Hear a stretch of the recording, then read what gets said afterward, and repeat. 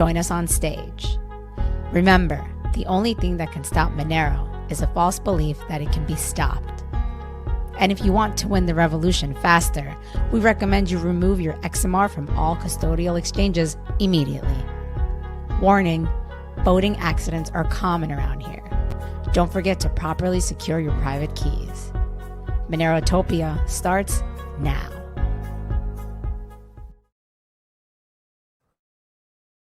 Alrighty. Good morning. Good morning. Good morning. So I heard you just before the show started, you said you were grinding coffee over there, and I have to ask if it's gratuitous coffee you're grinding over there. 100%. There you go. Have a constant supply, man. Absolutely delicious. We get large orders at a time, and we just keep it going. Now I got my family on it. I got my sister. A lot of my family members just like they don't have grinders. I find that to be actually a lot of people, which I don't know. We just sell we sell the whole bean, man. We sell the whole bean. Get yourself a grinder. It's well worth it. Makes your coffee experience a lot better. Heck yeah. But yeah, gratuitous is full steam ahead. I don't talk about it a lot, but yeah, we have consistent coffee orders that come in. So yeah, maybe we bring the coffee guy on here again sometime soon. The guy from Colombia that helps us out, that ships up the coffee. He's a big Monero guy as well. Been meaning to go down there and visit him, just haven't had the time. Want to go visit the farm. I don't know if you remember, we showed videos from the farm a couple of months ago. I bet he's liking the price of Monero recently. Yeah, we hooked all those guys up with their tips that had been collecting for like 2 years, just because we didn't have, we needed to coordinate going there and giving them the Monero. So he finally did that like 2 months ago. I'm sure if they're looking at their phone and they're opening up their cake wallet, they got to be happy. Yeah, because it was pretty good timing. Yeah, man. So guys, get your gratuitous. Monero seems to have been more If you drink sneaky. coffee, might as well drink Monero coffee, right? It's Heck a good yeah. thing to spend Monero on. And you could always go replenish your Monero, Yeah. get more. Yeah. I was talking to somebody on Nostr the other day, and they said something about they could have spent 3 Bitcoin on a television back in the day. I'm like, I don't see a problem with spending 3 Bitcoin on a television as long as you bought 3.1 Bitcoin to replace it. Yeah, I know. It's like people can't. You know why? Well, obviously, nobody's at your level, right? Where you're literally pricing things in your mind in Monero. I think you're one of the first that's arrived. I'll get there eventually. But yeah, what I tell people, it's not a dichotomy. Holding doesn't mean you can't spend, and spending doesn't mean you can't hold. You could do both. You could hold, spend, replenish. Just think of it like cash, right? When you were a kid and you had money, you had your piggy bank, you were making dollars, and you were also spending it. You were spending it on candy and whatnot. But in the back of your mind, you always wanted the number going up in your piggy bank, right? So you're doing both. Exactly that. As long as the piggy bank number went up, you were still spending. You got to buy that candy. You got to buy whatever it is right? But for some reason, people are not understanding. Monero's the same thing. It's just cash. It's money, and it will work over time. It will work better, much better than cash, than fiat, for the spending purpose and for the holding purpose too. That piggy bank will just go up even more. So I mean, my only hesitation with spreading that meme more and more is like, I don't want to be irresponsible and telling people like, the way to do it is you just got to go all in, right? And basically you live off of it, and any fiat you get, you just convert into Monero, and you're basically 100. When you're 100% Monero, you're forced to also spend it. When That's you the easiest way to say it. when you price your life in Monero, though, your life gets 15% easier every single year. Right. Like that's what I've noticed. Because everybody else is happy to get like a 3% raise or whatever, and you get 15% raise basically if you're thinking, if you're talking fiat terms. So everything else gets cheaper for you by 12% a year. So it's like, why not hold it? Yeah. I just sold some tomato seeds here recently, and then I sold the same thing back in April. In April, it cost 52.8 Molinero. When I just sold them here in December, it cost 34.99 Molinero.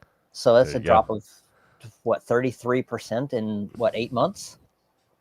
There you go. There you go. Now, obviously, Monero's at a, is at Oh its no, all no, time no, high, no! nearing its all time I'm highs. using this. Go ahead. I'm using the 6 month moving average Oh, nice. all Okay. the time. So when I had it in April, that was the 6 month moving average in April, and 34.99 Mm-hmm. was the 6 month moving average today. So Mm-hmm. I'm not even taking it at the all time high. That's awesome. Yeah, I mean, I'm more confident than ever in Monero, right? And being able to tell people to do that. Uh, could Monero we go into a bear market and it goes back down to $200? Sure, that could happen, but as long as you're holding, you have a holding stack that you don't need to like rely on, that you need to like spend right away, you're good, right? So You you'll just want you'll to see you your wallet balance go up every month. yes, yes. Uh, but these people that are like thinking in terms of, I'll hold my Monero now, and then when it goes down, I'll move it into something else, and that's where you get caught, and that's where you end up making mistakes. Um, it's much safer and less risky to just hold and use and accumulate. You can try to trade a little bit to make more, accumulate, but you're taking a risk, and you're taking a risk if you try to move out, like time the market, move out, and be like, all right, I'll catch the dip, and then I'll increase my Monero stack. It's just a risky endeavor for something where you're probably, you're right about the thesis overall that it's going to be worth more in a couple of years than it is now. You just don't want to get caught in a situation where you were right all along and you end up with less Monero than you would have had if you just kind of played it a little more safely. And then, if you want to stack more, just go earn it. Earn it. I don't know. That's my advice. I completely agree.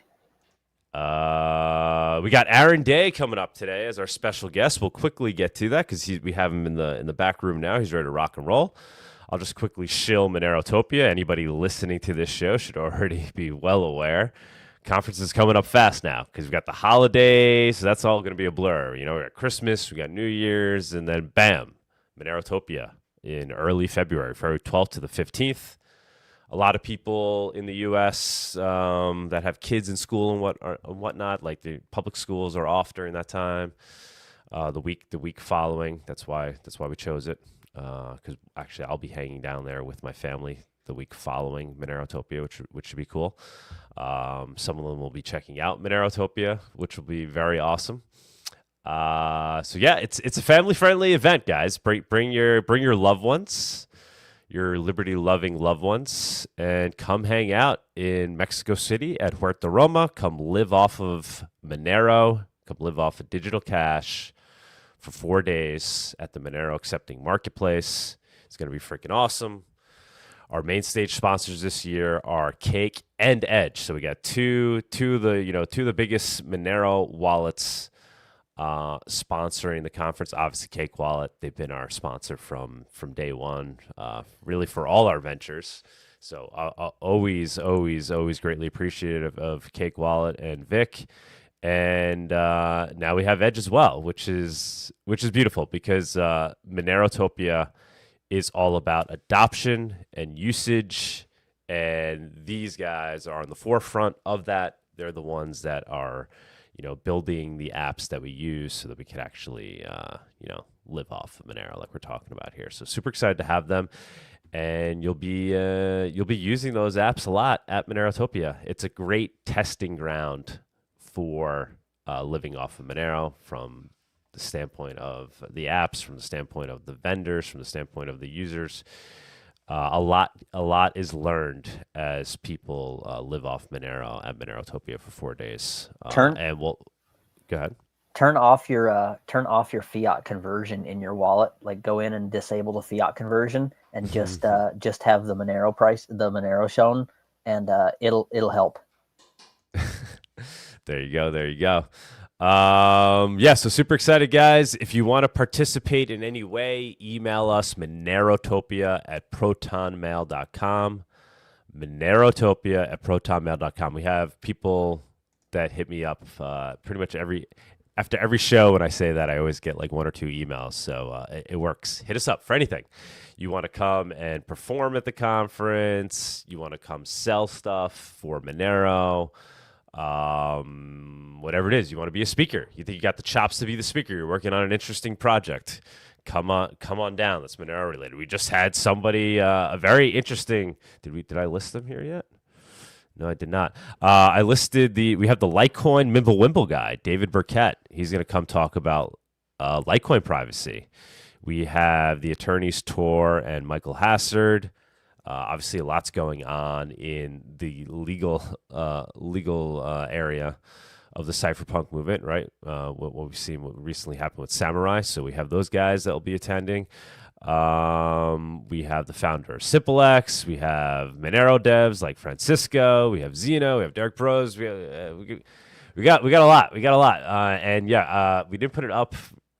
I guess we didn't list it, but just recently, somebody's working on something very interesting related to what is it called? Starknet. I won't get into it now, but basically, it sounds like somebody is working on another on-ramp, off-ramp, decentralized on-ramp, off-ramp for Monero.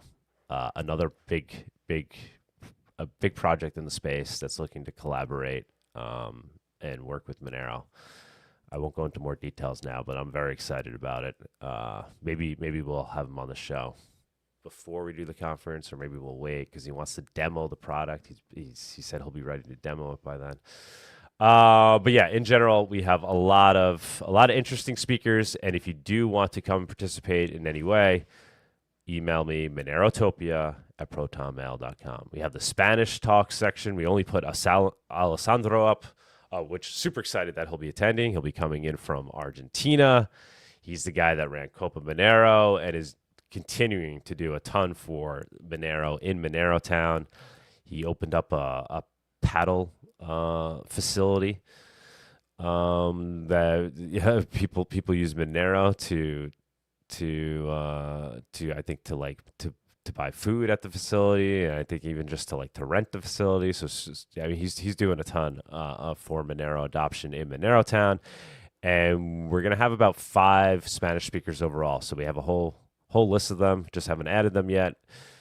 We have Andres from Moneruju, who's basically running the Spanish portion of the conference. It's going to be bigger and better than last year's. Last year's was awesome. This one's even going to be better. We're going to do that on Saturday. Like the first half of Saturday will be the Spanish portion of the conference. We chose Saturday because that will be good for the locals. They can come out. They can come learn about Monero. So a lot of exciting things. Grab your tickets. And yeah, guys. I'll leave it at that. Monerotopia@protonmail.com. Hit me up. I can't grab my tickets because the virtual one isn't available yet. So okay. when it is, I will. We'll put that up. I think we recently raised the prices a little bit. We're no longer early bird, but they're still very reasonable, guys. Oh, VIP tickets. I will say we're almost sold out. So if you want because we have to limit those because we only have so much space where we do the after party. So I think we only have 5 left, to be honest.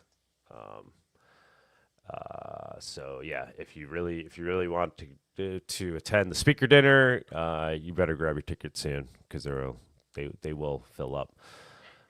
General admission $129. We have the locals can come for $25 and they get into the dome and get all the swag, and then we even have a free ticket for locals that just want to come into the public area. Hang out in the marketplace, hang out at the stands, go to the Monero 101 table. So they can, they can watch the talks on the big screen, but they can't go in the dome. So we make it very accessible, and we're doing things to get the word out locally too. So it should be the best Monerotopia yet. And I think the timing is really good. We're in privacy season. If everything goes according to plan, we'll be nearing what I would think would be like kind of peak privacy season. So it should be good. Should be a good time, man. I will leave it at that. And let me go ahead and bring Aaron up. We only got 66 live viewers right now. Guys, like, retweet, get the word out. Let's get people in here. Everybody wants their Monero fix. A lot going on in Monero land. A lot going on in privacy coin land. Shortwave, what do you think, man, about a privacy season thus far? I'm not paying attention to it much besides Monero. Okay. Hold on, I'm trying to find the let me play the special guest clip. Here we go. Bada beep, bada boop. The Monerotopia guest segment is sponsored by Cake Wallet. Store, send, receive, and exchange your Monero and Bitcoin safely on iOS and Android too. Cake Wallet is open source, and you always control your own keys.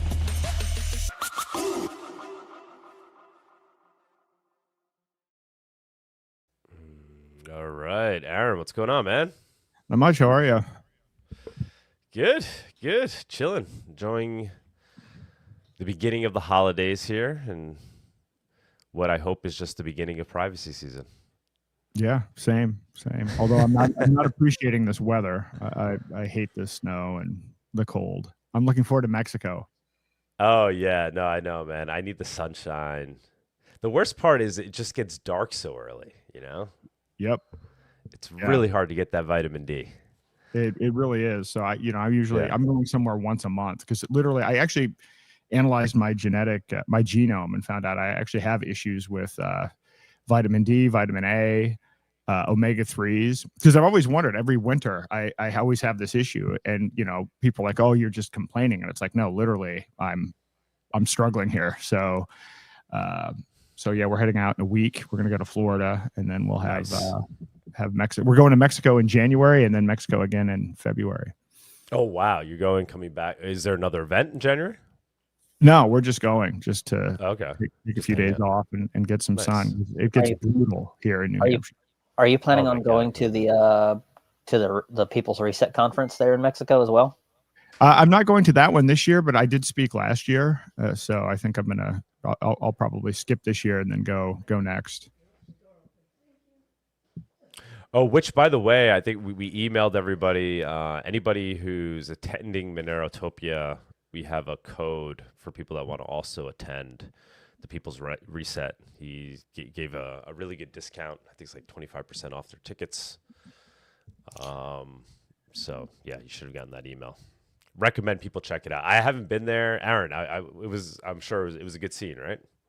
Yeah, it's a great scene. It's a long event, and it covers a lot of different areas. Like crypto is a very, very small part of it, but there are a lot of people there talking about intentional communities, and a lot of people that have moved and have really taken action, which is a good thing. But I think a lot of them aren't necessarily hugely technical. So there's an opportunity here to onboard them because they value privacy, they understand privacy. They're actively moving out of the system. And so I think this is a good area to onboard people to privacy coins. By the way, Body's saying cod liver oil shell. Yeah, I was going to actually say the same thing. Actually, not even cod liver oil, like the actual cod liver. I don't know if you ever had that, like the actual whole cod liver. I struggle with that. That's a hurdle, but I do take cod liver oil. That is actually a big part of it. I started getting in the can the cod liver. There's a place over here that has it. It's actually pretty good. It's actually not as nasty as you think. All right. Well, it probably is worth it. Maybe I'll send you some cans. I bought like a whole bunch of them because I want to stock up. All right. Just make sure you don't get vitamin A poisoning. You don't want too much vitamin A. Yeah, exactly. I think I totally agree with you, right? That's my understanding. I haven't been there, but that's what Derek was telling me too, right? Obviously, everybody's of the mindset of opting out there, but they're not all like onboarded to privacy coins yet. And so, yeah, we did the reverse as well. So we gave a special discount to anybody that's attending that conference. I think we gave them like 50% off the tickets. So really would love to get those people over to Monerotopia so we can get them onboarded and fully understanding Monero and Xano and everything that's going on, so they could, feel more comfortable starting to use these tools. And there definitely was some overlap. I know I ran into at least one guy last year at the People's Reset that was at Monerotopia. He's a native to Mexico, so Okay. So that was pretty cool. But yeah, no, I recommend it. And again, completely different scene, but there's live music. There's just a whole bunch of stuff going on. So it's definitely worth checking out. Awesome. And Derek Bros will be at our conference, and I think he might actually perform this year. He didn't perform last year, performed the year before. So excited for that. And yeah, we have some good. We'll have some good live music as well. You got to get him to do "Taxation is Theft." I love that song. Have you heard that? Yes. So he's a talented guy, man, and a lot of energy. He's doing a lot of good things. I like what he's been doing with his, reporting. He really is on kind of the cutting edge there. You as well, man. You always do a great job with that, which actually is what I wanted to ask you today. Like, what, I haven't been catching all your latest videos. I mean, what have you been focused on right now? I know it's always you're tapped into the growing technocracy, right? You're kind of you always kind of see things, I think, before most in terms of things that are being done in the government for purposes of increasing technocracy. So kind of what's the technocracy report? What have I missed? So the main thing that I've been doing since we last talked is I've actually been building websites, and I've been building tools moving into next year, because I think that, at a high level, when we talk about technocracy, I had Hakeem Anwar on my podcast. I don't know if you know him. He created Above Phone, which is a de-Googled phone. And so I'm like actually a graphene type thing. Yeah. So it's and so he'll be at People's Reset. In fact, he's been a big part of that. And so he works with. I actually met him there last year, and then I just had him on, and he did this big report on digital ID. And my primary focus area has been CBDCs. I've broadened it a bit, but man, what's going on with digital IDs is pretty bad. There are 17 countries that basically passed laws at the same time, written by the same people, promoted by the same PR firms. They're going to roll out digital ID, I think, covering 3.5 billion people by 2027. So that's going on. Thailand has digital ID now. Mexico, I understand, is supposed to have digital ID tied to QR codes and biometrics by Q1 of next year. The U.S. has digital ID. Real ID is digital in 12 states. It will be 20 states very shortly, and the plan is for 100% digital rollout by 2027. So the technocracy thing we're losing this battle. And this is why, a lot of times when there's division within the privacy coin space, I'm like, look, guys, these are the enemies. This whole CBDC, stable coins as backdoor CBDCs, the tokenization of assets centrally, that's the actual threat. Like, we gotta work together and really onboard people. Next year needs to be about mass adoption, or I think we're in trouble. But I've been building a bunch of sites, and some of them are actual solutions that people can use. I just launched it's a beta version of a medical tourism website, because the American healthcare system is beyond fixable. One person every minute files for medical bankruptcy in the United States. 75% of those are insured, right? So there's this idea that, it's the uninsured, so on and so forth. No, 75% are insured, 77% are homeowners, and there's nothing being proposed that could possibly address the cost issue. And so medical tourism is huge. It's $100 billion annual market. It's growing at like 25% per year. And we're not talking about just cosmetic procedures. We're talking about complex heart surgery, cancer treatment, things that you can't even get in the United States at about an 80% discount. So I've put together a medical tourism marketplace with 518 facilities in 39 different countries. And what I'm doing is giving people the tools, empowering them to sort through and figure out where to go, and how to go through the medical tourism process. And then, of course, I'm introducing people to in this case, Xano, but more specifically, Freedom Dollar, because there's a real issue when you're doing medical tourism where the providers don't necessarily want to take credit cards because there are chargeback issues. Even wiring money is a big deal internationally. PayPal has been known to shut off medical tourism providers. And so this is a big opportunity for the privacy coin space, which is to get involved in medical tourism. So we're trying to help people opt out of the healthcare system, teaching people how to set up medical trust to protect their assets so that they don't end up giving away their house and all of their assets if they are engaging in the current medical system. We're going to be encouraging people to opt out of insurance during open enrollment next year, and we're going to be encouraging people to use medical tourism as an alternative to save money and get better outcomes. Now, so are you charging for is it like a consulting service? That's No, we're not people charging anything. I'm putting together the site. I'm putting together the information just to connect people. I don't want to cut to the transaction. I don't want to get into the middle of it at all. And so there's no, I mean, you know, we have like affiliate links at the bottom for like sign up for this VPN service or other privacy things. But no, the information is free and it's intentionally designed to be unbiased, obviously using reputation management systems and so forth.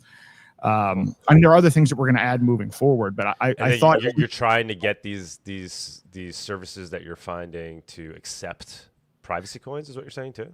Yeah. So in other words, you go into the site and you're like, okay, I need a hip replacement or whatever. When you go to contact the facility, you send them an email because we have the emails automatically baked in there, and it sends an email to the provider inquiring about the service.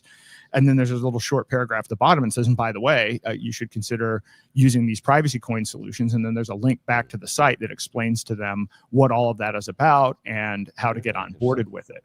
And you know, because of course, if I took the approach of, oh, I'm going to go meet with all these providers and try to sign them up first, no one's going to have heard of these privacy coins. There's going to be a whole bunch of friction. So my view is let's just create the best website in the world with information about medical tourism and build a community around it, and then use that as a way to bring awareness to people that have never heard of privacy coins, but who are absolutely actively struggling with payment, right? Because these medical tourist facilities, so the largest medical tourism destination in the world is Thailand. It's $8.7 billion a year. Thailand, after the 1997-98 currency crisis in Asia, decided to make a national priority out of kind of getting into this medical tourism fields. And so they're like the dominant player. And when you go to YouTube and when you look at the videos of these things, the way that I like to say it is kind of two ways. You know, the U.S. is either, or these medical tourism destinations are either like the Jetsons compared to the U.S. being the Flintstones, or another way is they're a high-end medical spa and we're a prison. But literally, the healthcare that we have here is not high quality. We're ranked 38th in the world. The prices are outrageous, and there's a whole variety of reasons, and the website even explains why it's a scam and what's involved and so on and so forth. But we've been duped. I mean, you can go to Thailand for a hip replacement or something for $30,000, and it includes business class travel for you and a partner, the entire procedure, all of the medicines, all of the aftercare, and you're staying at a resort throughout the entire process. Whereas to compare it to the US, just the cost of the hospital room at the Cleveland Clinic is $30,000. Like it is on average about an 80% less expensive experience. And so I'm hoping we can create a movement around this, because the biggest issues that we have in fighting technocracy are, one, their control of the money. So if they control now increasingly digital money, which they can program and track and censor, that's a pain point. But then the other one is so many people have jobs they don't like just so that they can have health insurance that doesn't actually improve their health, nor does it protect them from bankruptcy. We have a whole bunch of people in this country that are living lives of quiet desperation, and a lot of it is tethered to the healthcare system. So if we can get people out of fiat currency, get people out of the broken healthcare system, then that's how we can fight back. That's how we can provide resistance to the technocracy. Yeah, they just have this right there. They're working jobs they don't even like to get like this shitty healthcare that doesn't do anything for them, just gives them drugs, right? Gives them prescriptions and vaccines. Right? Like it isn't helping them eat the right food and make the right life choices and preventive medicine. It's just here's a prescription for this. And here's a prescription for the side effects to deal with the side effects, and here's a prescription to deal with those side effects. and it's a racket, and I feel horrible for this because how many people are living the lives that they want to? How many people are their job or have any fulfillment with their job, where their job is something that they actually want to do, and then add to this, not only are you. And the reason that you have to get a job to get healthcare goes all the way back to World War II when they put wage freezes on. And so the only way that employers could compete for talent was by offering health insurance. Well, we decided 80 years later, we haven't gotten rid of that. And so, anyway, I go into a lot of detail. I've done a ton of podcasts on this. The website has a lot of information on it, but I think this could be a big deal. I think I really want to help empower people because, again, it's about exiting and building. But if you look at what the pain points are people don't know how to get out of the fiat system, and they don't know how to get out of the healthcare system. And a lot of people are on medication that's actually keeping them sick and don't even realize that they don't even need it and that there are alternatives. For me and the other viewers, what is the website? The website is oasara, OASARA.com. And it may be a little bit buggy. We're doing a beta test now. The official launch is January the 1st, but I just launched it on Thursday for a beta test. We're giving away $1,000 worth of Freedom Dollar for people to report bugs and make recommendations and that kind of thing. But we're going to tie it in with New Year's resolutions. And so that's going to be a big push around the New Year's to have the official launch. For me, I would love to be able to use Monero to pay for some of these, health services outside of the U.S. I don't know. I just saw this guy, Dr. Saladino. I don't know if you follow him at all. He just filtered his blood. He went to Spain to do it. He filtered out his toxins and the microplastics. Like, I think he said it costs like $3,000 or something. I would spend some Monero on that. That's a great investment. I would too. And I actually asked him about it. So I commented on his tweet. I said, "Oh, where do you get this procedure?" And he's like, "Oh, it's in Majorca, Spain." I'm like, "Well, hey, anywhere else?" Because I'm like, my friends have a tendency to get arrested there. So I know it's that right. Although I was thinking maybe we do a Monerotopia over there, but I don't know. Maybe that would be bad. I don't know if it's good. I was thinking it would be nice to do it somewhere like the Canary Islands or something. But yeah, I watched his video. He's saying that procedure is coming to the U.S., but right now it's not. You can't really get it done over here.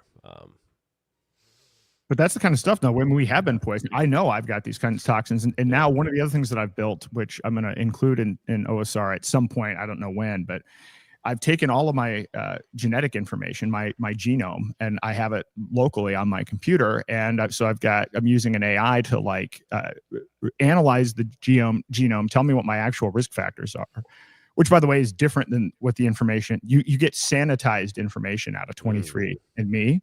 Yeah. But then once you know those risk factors, then I've actually created. So what data do you have? Like what analysis? What I download now. I mean, I shouldn't have done this. This was a long time ago, but I did sign up for 23andMe. So then I figured, all right, well, I downloaded all of the actual raw data. Oh, okay. Onto my computer, and then I analyzed that against a genetic database of kind of known disease indicators, and so it gives me like a top 100 list sorted by probability of disease or risk factor, and then I take that information.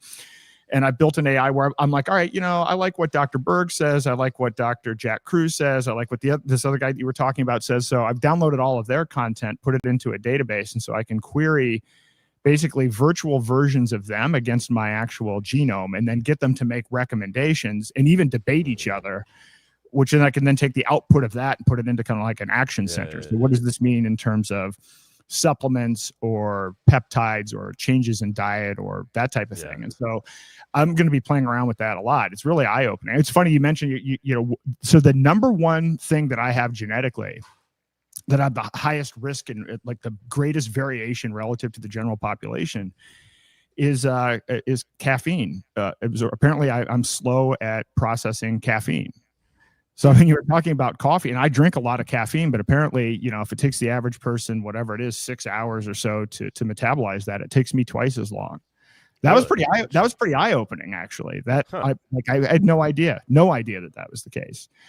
And then vitamin D and everything else. So, but the whole general theme of this is you can have your own health data that you can query outside of the medical system entirely. I want to build something where people get to pick. I'm using Mike Adams Health Rangers AI, which, by the way, I highly recommend that everybody download. It's called brightu.ai. This is phenomenal. He spent, if you're not familiar with him, I mean, for decades, he's been putting out great information about health alternatives. We had him on the show, and then the show got banned on YouTube. Okay. I have one a of my question. only episodes that got kicked off. I have a question. Without something like 23andMe and them having all of your medical data, how can just a regular person sequence their genome in private? Yeah, that's what I was thinking. That could just be a good cut. There's a good Monero service right there, right? If you can figure that out, where people can anonymously get their genome analyzed and pay with Monero, right? So that's something I want to look into, and that's something I want to bundle into this. I really just started this for myself, and then I realized. So that's a great question, and we need to find something like that and include it. And so anyway, I was saying, Mike Adams built this AI trained on all this data, and then he spent $2 million of his own money building out, even scraping and collecting data from all over the world. I mean, last time I talked to him, he had like 700 terabytes of data from China on like herbal medicine and a whole variety of things that he actually had translated from Chinese into English and everything else. So you can actually go into his AI, which you can download and have self-custody on your own computer, not connected to the internet. And you can ask it things like, what are natural cures for cancer? And it'll give you all kinds of information on things that you will not get through any other. So that's one of the AIs that I use. And so I want to help. Is he selling that, or like you pay to download, or he's giving it away? Free? Okay, it's free. Okay. And he actually just launched a service called, but it's books.brightlearn.ai. You can generate your own books. So you put in a prompt, you have up to like 75,000 characters, and you type in what you're interested in, and the thing will actually generate a book that you can download a PDF of for free, but it's fact checked against his database. He has the actual raw data. He has like over a petabyte of data. In fact, I'm setting up my own RAID system based on feedback that he gave me. But what you get is this book back that actually has the real citations. It's not hallucinating like ChatGPT or these other things, which were trained on the general internet and Reddit, and then you might get back these hallucinations. This is actually like the sources. It's like fact checked. So there are 350. Like I said, I've authored 4 books in the last week, and on a variety of different topics, but it's really cool. And then you can convert those to audiobooks. So anyway, I mean, long story short, I've been spending a lot of time on AI and really kind of self-custody private AI. I mean, I still use some of the bigger models for coding, but I think this is an area where, a lot of people mistakenly think AI is a bubble, or they're ignoring it, thinking that it's not going to have impact. But it's kind of like with digital currencies, right? Digital currencies could be great. If you have Monero, if you have Zeno, if you have Freedom Dollar, it's better than fiat. But if you have regulated CBDCs or stable coins, which are backdoor CBDCs, then that's actually tyranny. Well, the same war is going on in AI. So it's and it's funny to watch the war play out, because you have the big tech companies here, but then you have the Chinese actually releasing open source models, and they've almost completely caught up with the West. In fact, China is ahead of the US in 57 out of 64 technology categories, and they're about to probably catch up on the AI front as well. But these are open source models. So I'm constantly playing with models. Some of them I'm downloading onto my machine and running locally.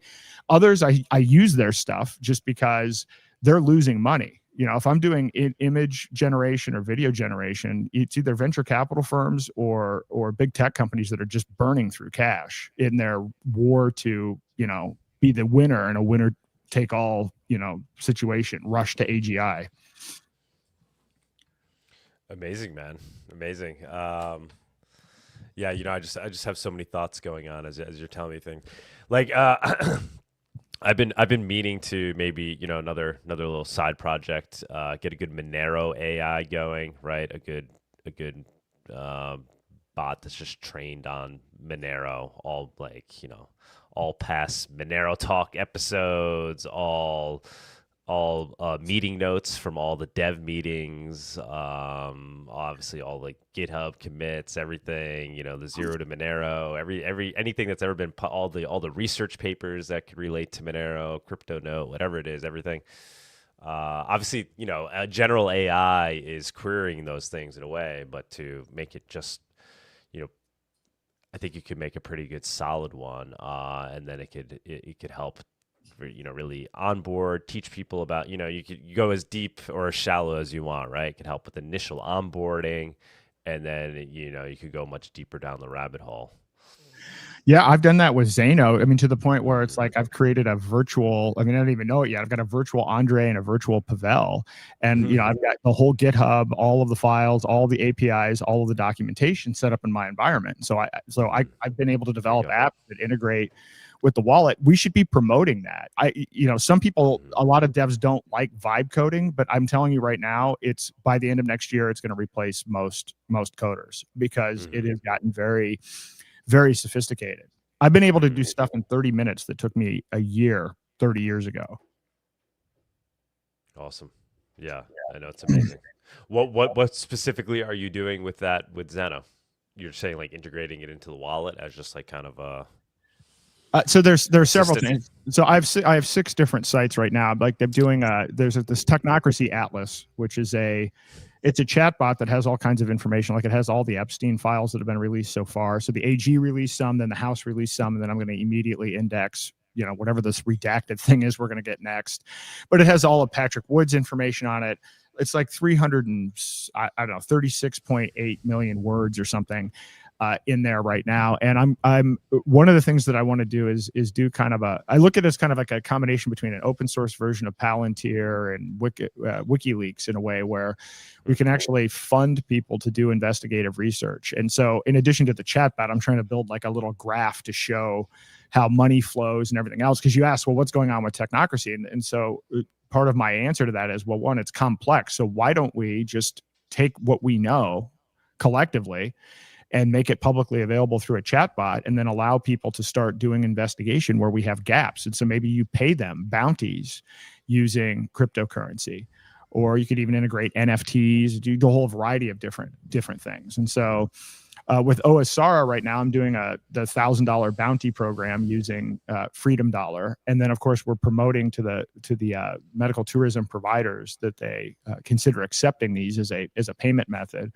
And then the other sites, we have got a site called freedomforge.io, which is designed to be kind of an incubator for projects around Zano, but with the focus on creating counters to technocratic threats. So for instance, all right, well, CBDCs are a threat. What's the counter to that? Freedom Dollar.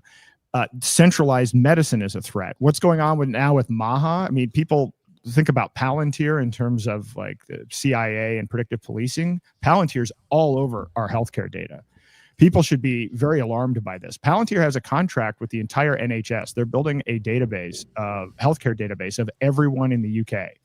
And now they're doing this in the US. This is part of Trump's database of Americans. So they're going to be marrying our health records to the information that they have from the DHS and the IRS. This is actively going on right now, right? And people are clueless about this. So anyway, I got a little bit off on a sidetrack, but the point you got a lot. You're a creative dude. I got a lot going on with this, but anyway, the point is with Freedom Forge is to help people understand that this is what tokenization is all about. If they're centrally tokenizing everything, the big push now is what Larry Fink and the Clarity Act, they're going to tokenize our stocks, our bonds, ETFs. There's even a movement now to create a sovereign wealth fund where they're going to start trying to tokenize national assets and trade those national assets. We need a counter to that. We need privacy-based solutions to that. So the Freedom Forge site is about trying to help people think about ideas, because one of the things that I found in talking about technocracy is a lot of people are like, well, how am I going to make money outside of this system that we have? And the truth is that everything that exists currently today in the system that we have right now, which is digital and mostly runs on centralized databases, and moves towards technocracy, everything that's centralized can be recreated in a privacy preserving way. So anything you can imagine, food marketplaces, literally every aspect of the economy could be re-envisioned. And so I'm trying to help inspire people to engage in that. And I think hopefully this OSR project will be something where people can finally start to understand tangibly, oh, now I get what you mean. So, I'm completely on board with that. That's what I'm trying to do with XMR Bazaar, right? I mean, the vision there is huge, right? You know, I drove by an Amazon facility last night in Queens. I mean, the thing is just a monstrosity. You know,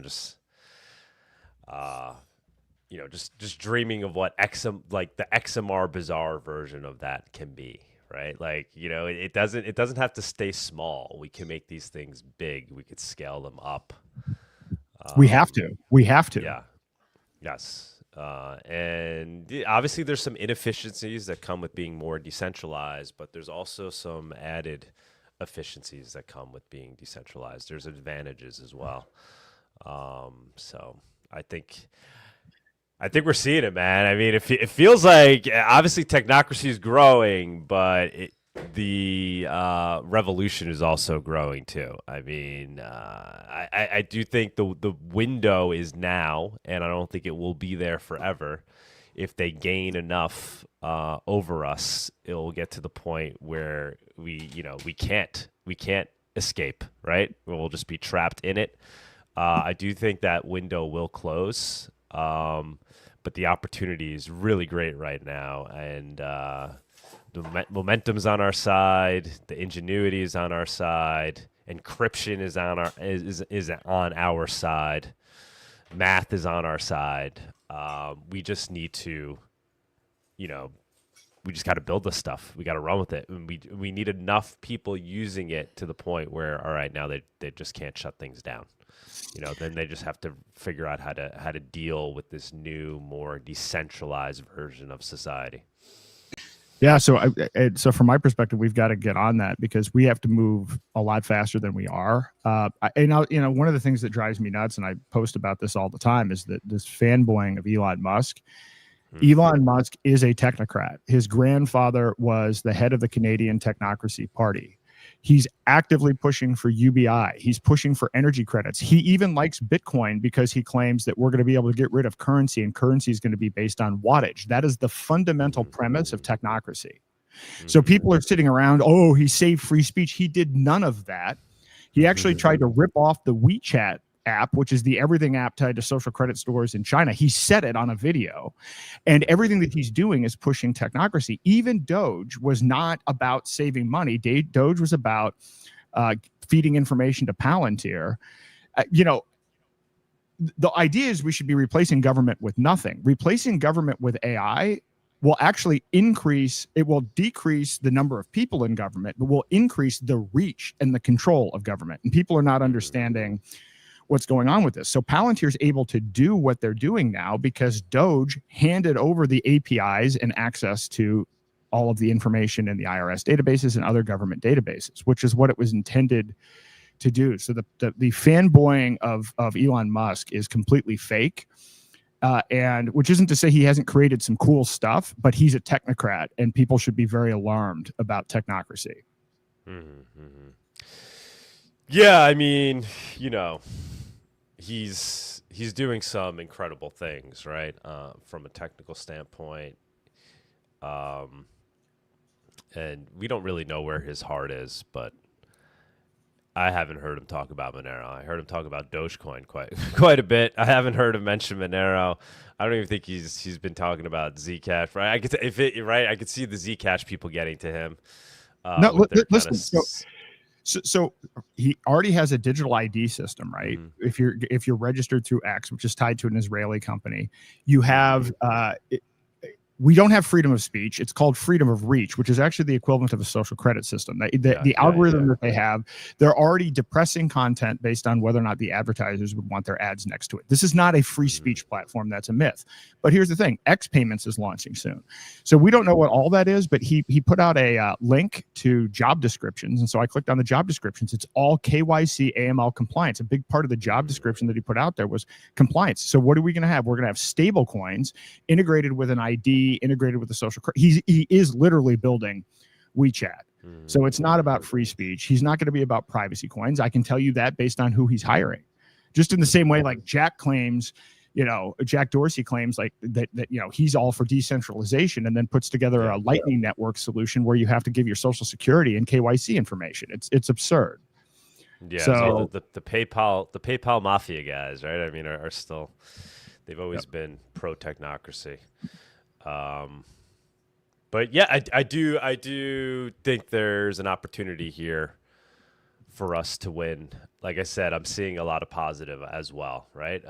Zcash, I just saw yesterday they're going to be part of, and I would love to get your opinion on this. I don't know if you saw, there's going to be some SEC hearings that are going to take place, and they'll be there speaking. Zuko will be like a speaker, and then they'll be on the panels. For me, I see that as progress, right? Now these discussions are taking place. Like, all right, well, what do we do about these privacy coins now? Are we embracing them? So embracing Bitcoin is one thing, right? The government embraced Bitcoin because Bitcoin really isn't a threat at the end of the day. But if they're kind of forced now to embrace these privacy coins and to, basically state that they are legal to use, that, we can't, we have to treat them to equivalently as we treat something like Bitcoin, they can be listed on exchanges, all that stuff. They might have their agenda, but these technologies do exist, and if they can't outright ban them, they are going to lead to progress for us. Nothing good is going to come from Congress. It's a waste of time. The privacy coins don't need Congress. I mean, this is kind of the point. Whatever comes out of it is going to be detrimental to privacy coins. But what are they going to do? What could they do? I mean, it's good in that it makes it more mainstream. It brings on more people. It helps normalize it. It gets more people using it. That's what happened with Bitcoin. Like, listen, has Bitcoin been co-opted? Yes. But we all knew, that was the natural evolution. That's how it was going to go down, right? Governments weren't just going to sit by. We now have a bunch of people. We now have a bunch of people that think hijack 7 transactions per second surveillable digital gold is crypto. That's not cryptocurrency adoption. That's CBDC adoption. Right. It's not a good thing. Where the progress is we're getting to the point where there are cryptos that they can't co-opt. At least it's going to be very hard for them to co-opt Monero, right? And so if they start to normalize these things, and every citizen in the U.S. knows about crypto at this point, right? They already do. But now they're all going to know about privacy coins. And yeah, initially they might know about the more cucked versions of them. But they'll find their, it'll become part of their mind share, and they'll find their way towards, the real deal. And as long as we have one or two that can't actually be co-opted, then I do think, true crypto ultimately wins. I mean, again, it can. I'm optimistic, which is why I'm building all of these things. But we have to be realistic about understanding the technocratic threat. We spend far too much time bickering within the privacy coin space, which is going to accomplish absolutely nothing.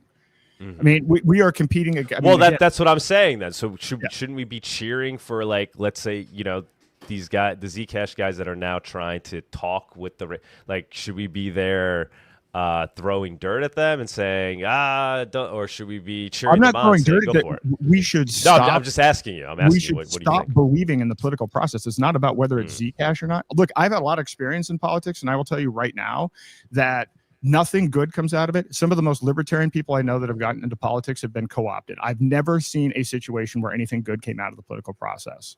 So remember, Aaron ran for president.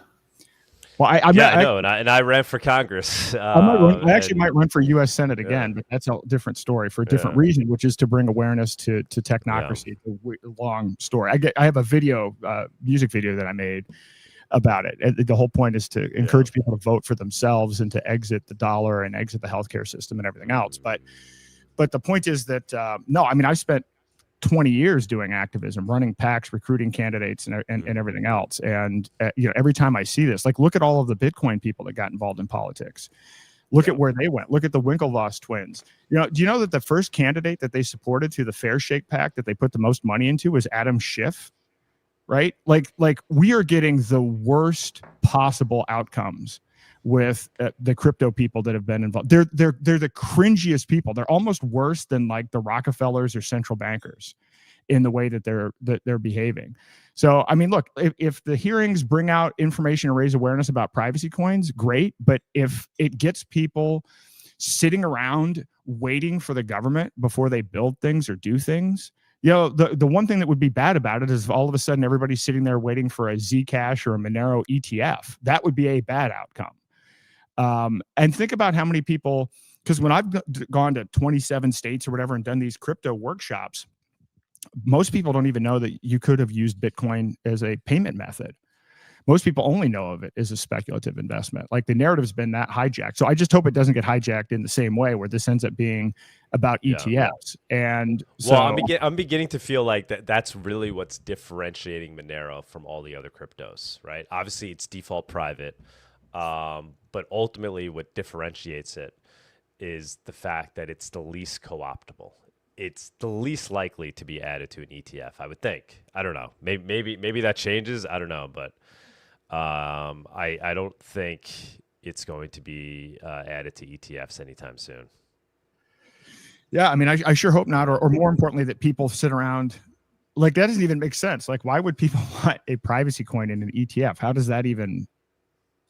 Yeah, well, because people want to speculate on it and invest it. That's why, and that's gonna happen. We're gonna see that happen with Zcash, but I don't think it's gonna happen with Monero as soon. Maybe eventually, but I mean, all this stuff is moot, though, right? I mean, because what can we can't stop what they are going to do in terms of how they respond to crypto, right? All we can do is work on crypto, ignore them, opt out. Build our own ecosystems outside of theirs. That's what I'm saying. What I'm saying is I hope what we don't have is a whole bunch of people that, instead of building things, are going to hearings. Mm-hmm. Right? Yeah, I don't think that's... I mean, that's those people, right? There's plenty of us doing this stuff. I don't know. Yeah, no, I don't see any Monero people or Zango people going to hearings. Yeah, they're not. They're not getting invited to those hearings.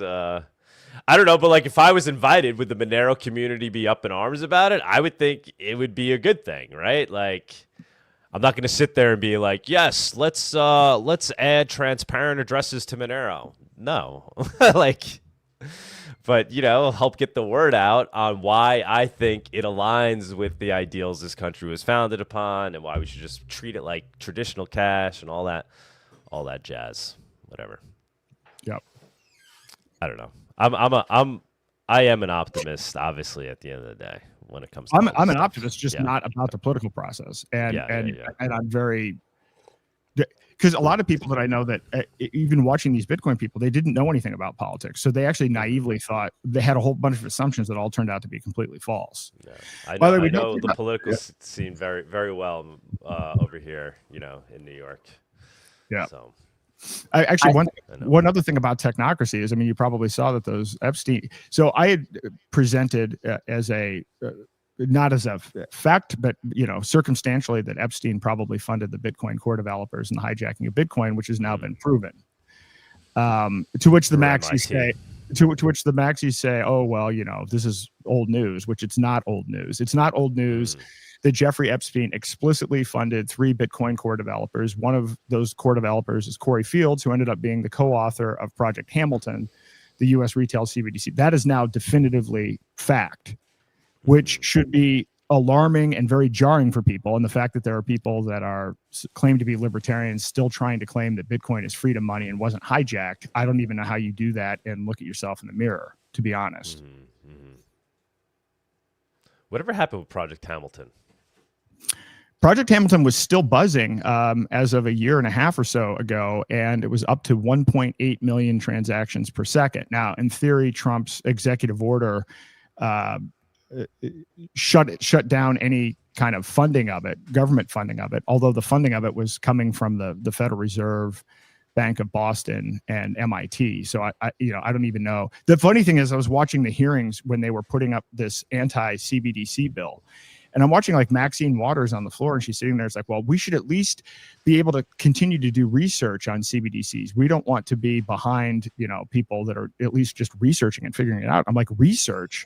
She was the chair of the finance committee while they actually actively built 3 pilots. This is how disconnected people are from this. We actually built 3 CBDC pilots, but of course they don't need a CBDC now because they've managed to take $27 trillion in private stablecoin transaction value and put it under the control of Congress and the Federal Reserve. So there's no point in the CBDC now. They managed to capture something that's actually popular. If the election had gone the other way and they had tried to push out a CBDC, there would have been a resistance. It would have taken a decade to get to $27 trillion worth of transaction volume. But with the stroke of a pen, they've managed to capture more stablecoin transaction volume than Visa does. And people are clueless about it. Because the thing is, the financial surveillance, I don't like the Federal Reserve. I'm never going to defend the Federal Reserve. But when you look at the financial surveillance that we have in this country, KYC, AML, Patriot Act, NSA bulk data collection, the suspicious activity reports from the Treasury Department, none of that came from the Federal Reserve. So we've taken all of the so the things that people actually didn't want about a CBDC, which is the surveillance, we now get that on private stablecoins. So it's a backdoor CBDC. 100. I can't believe like Tether is now like the largest holder of gold too, right? That's incredible. Those guys, man, they've done better than anybody else. I think they're like one of the most profitable company. Definitely the most profitable company in crypto. I don't know, right? And I'll tell you, they're buying all kinds of other stuff too. I mean, they're buying land all over the place. Like, it's really interesting to track what they're doing or to try to track what they're doing. And they are very, very diversified. But of course, the irony of all of this is that Howard Lutnick, who ran Cantor Fitzgerald, put $600 million into Tether before the election. It was actually debt. It wasn't equity. And the terms of the deal were, we're putting $600 million in debt so long as we get the exclusive contract to manage treasuries on behalf of Tether. Then the election happens, and then they push the Genius Act, and the Genius Act requires that stablecoins be backed by only treasuries in dollars. So the single biggest beneficiary of the Genius Act is Howard Lutnick, our U.S. Commerce Secretary. I love how you figured that out like before anybody else, man. Like you you are really, really good at that. I wish people cared. I wish people cared, man. I just, I don't know. That's incredible. And by the way, who else is big in on Tether? Like, who are the guys behind Tether? Well, some of the early people behind Tether were Brock Pierce, which that's a whole other story. By the way, Brock Pierce is bad news. And that I did an episode on this, and it's part of what inspired doing this Technocracy Atlas. Brock Pierce met Jeffrey Epstein in 2011 and started advising him on crypto. And what I'm trying to nail down, because this is okay, how did Howard Lutnick get introduced to Tether? And then actually, Brock Pierce was the chairman of the Bitcoin Foundation when MIT took over the funding of the developers. So those were some of he was a big player early. And then there's some other people that when you look at their backgrounds, they were involved in Ponzi schemes. I think the team has a pretty bad track record.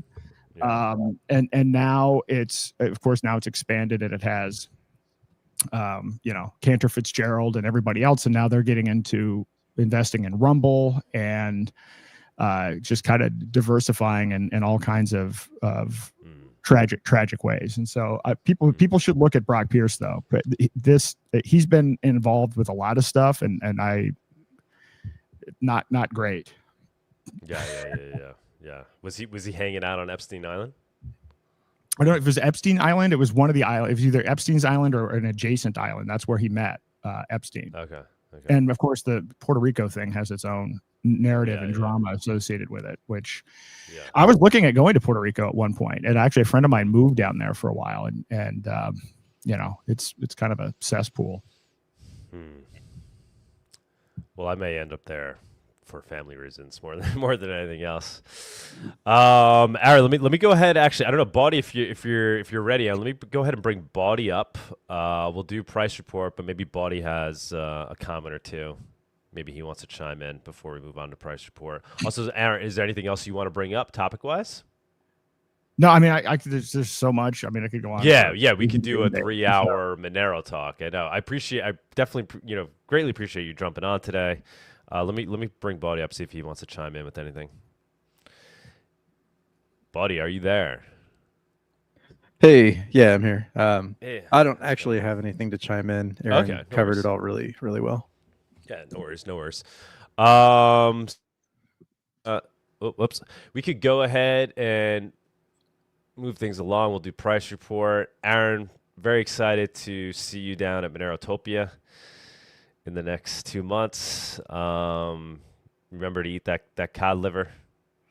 If you send me some Monero or some Freedom Dollar, I could send you some cod liver cans if you'd like. I gotta get the courage to do this. I probably should do it. So how much is it? Whatever, man. I'll just send you the cod liver cans. All right. Text me an address. Awesome. Sounds good. All right. Well, thanks for having me on, and I can't wait. And I encourage everyone to check out Monerotopia. It's one of my favorite conferences, and in fact, now that PorcFest doesn't even have a venue, it is probably my very favorite conference that exists right now. So, awesome. PorcFest or the other conference, Monero, the one in Europe. I can't think of the name.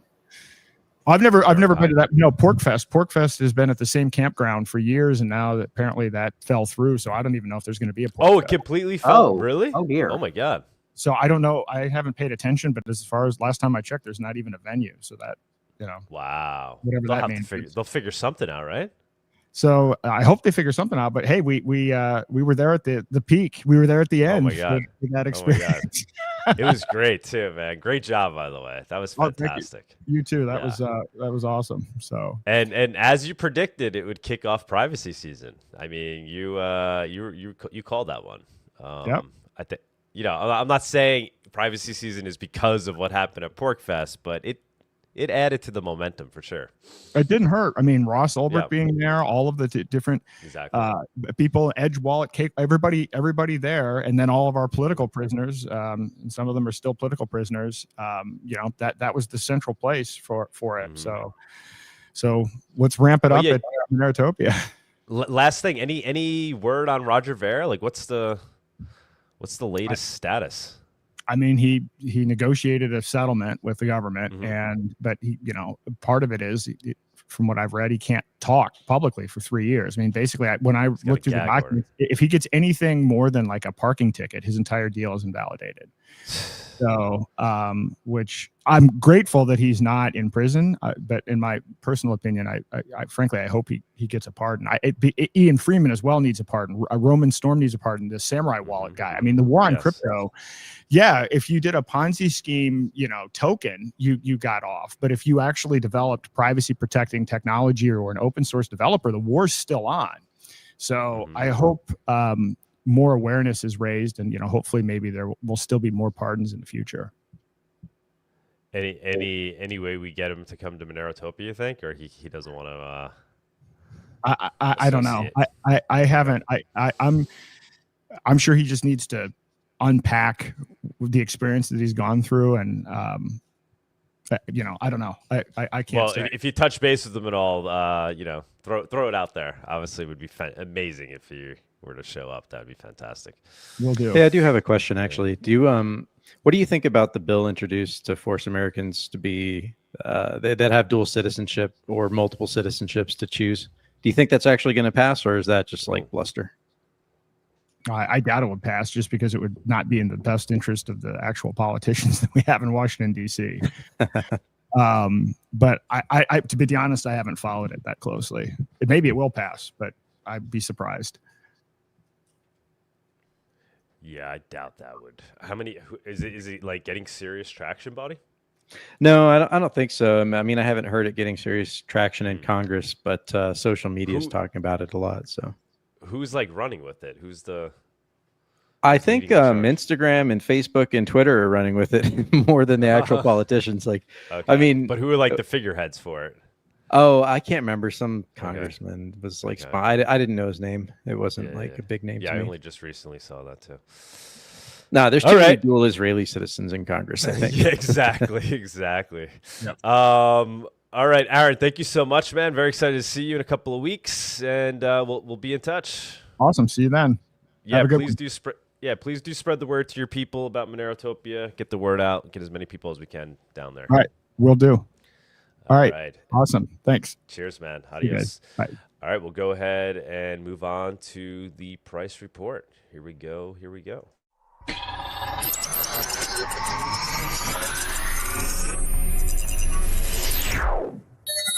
The Monerotopia Price Report segment is sponsored by Exolix, a privacy-focused, non-custodial instant crypto exchange. Go to exolix.com to enjoy secure and completely anonymous swaps with no KYC or sign-up.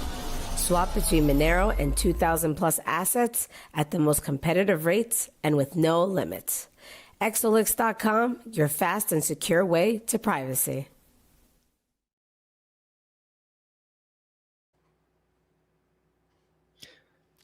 All right. Buddy. Just FYI, I'm having a little bit of trouble with xmrchat.com. It doesn't seem to be loading the recent tips. So maybe... What do you mean? You're seeing tips come in that... So the page is loaded, and I'm seeing here the, I can hit play on Twitch to start playing Monero Talk. But the recent tips they're just like grayed out. Like it looks like it's trying to load, and it's kind of doing that flashy thingy, but I'm not actually seeing any of the tips. I will let the guys know. Thank you. That's on ungoogled Chromium. If I do it over here on LibreWolf, it seems to be working. It seems to have loaded, but that was also a moment ago. Anyways, kind of the point being, I may or may not see the tips as they come in. So, I mean, not that would be any different than normal for me missing the tips as they come in, but I will try to catch them and ring them up. Okay, cool. Alrighty. All right, yeah, let's just. Do you have any business, any other things? No. Let's. Curious if we're still in privacy season. Okay, XMR chat did load for me on Firefox Mobile as well, so it's might be just on Google Chromium, or it might be something we're not sure, but it did load for Firefox Mobile for me as well. Oh, it actually just came up. I sat here for like 4 minutes waiting for it to load on Google Chromium, and it just came up. So, all right. Interesting. All right, maybe I'm back in the game here. Great work, guys, said Paul Larkin. Probably that's an old one. He tipped 0.0012531 XMR. I guess he gets a double whammy for that one. Why aren't I seeing them pop up on the comments then at all? No? That might be an old one. The Paul Larkin comment, that might be an old one. Yeah. I just gave him a double credit for that one, I guess, just in case. I think they really should add a date or a time at least. Like actually, that would chats. be huge. I think that would be helpful. Yeah. Okay. Also, phase 2 says Zuku glows in the dark. That one's probably worth saying twice. So yes, that was from yesterday's Monero Talk show. Yeah, I assumed you would have already said it today. I just felt like saying it again because it's funny. He's going to be glowing in front of the SEC. Of course. 2 weeks. I don't think you'll be able to tell though. Like you won't be able to see his glow in front of the glow of everyone else he'll be surrounded by. We don't need to, we could get into that if you. I would like to hear your opinion on that if you want to. This is the first time hearing of it. I didn't know he was going to the SEC.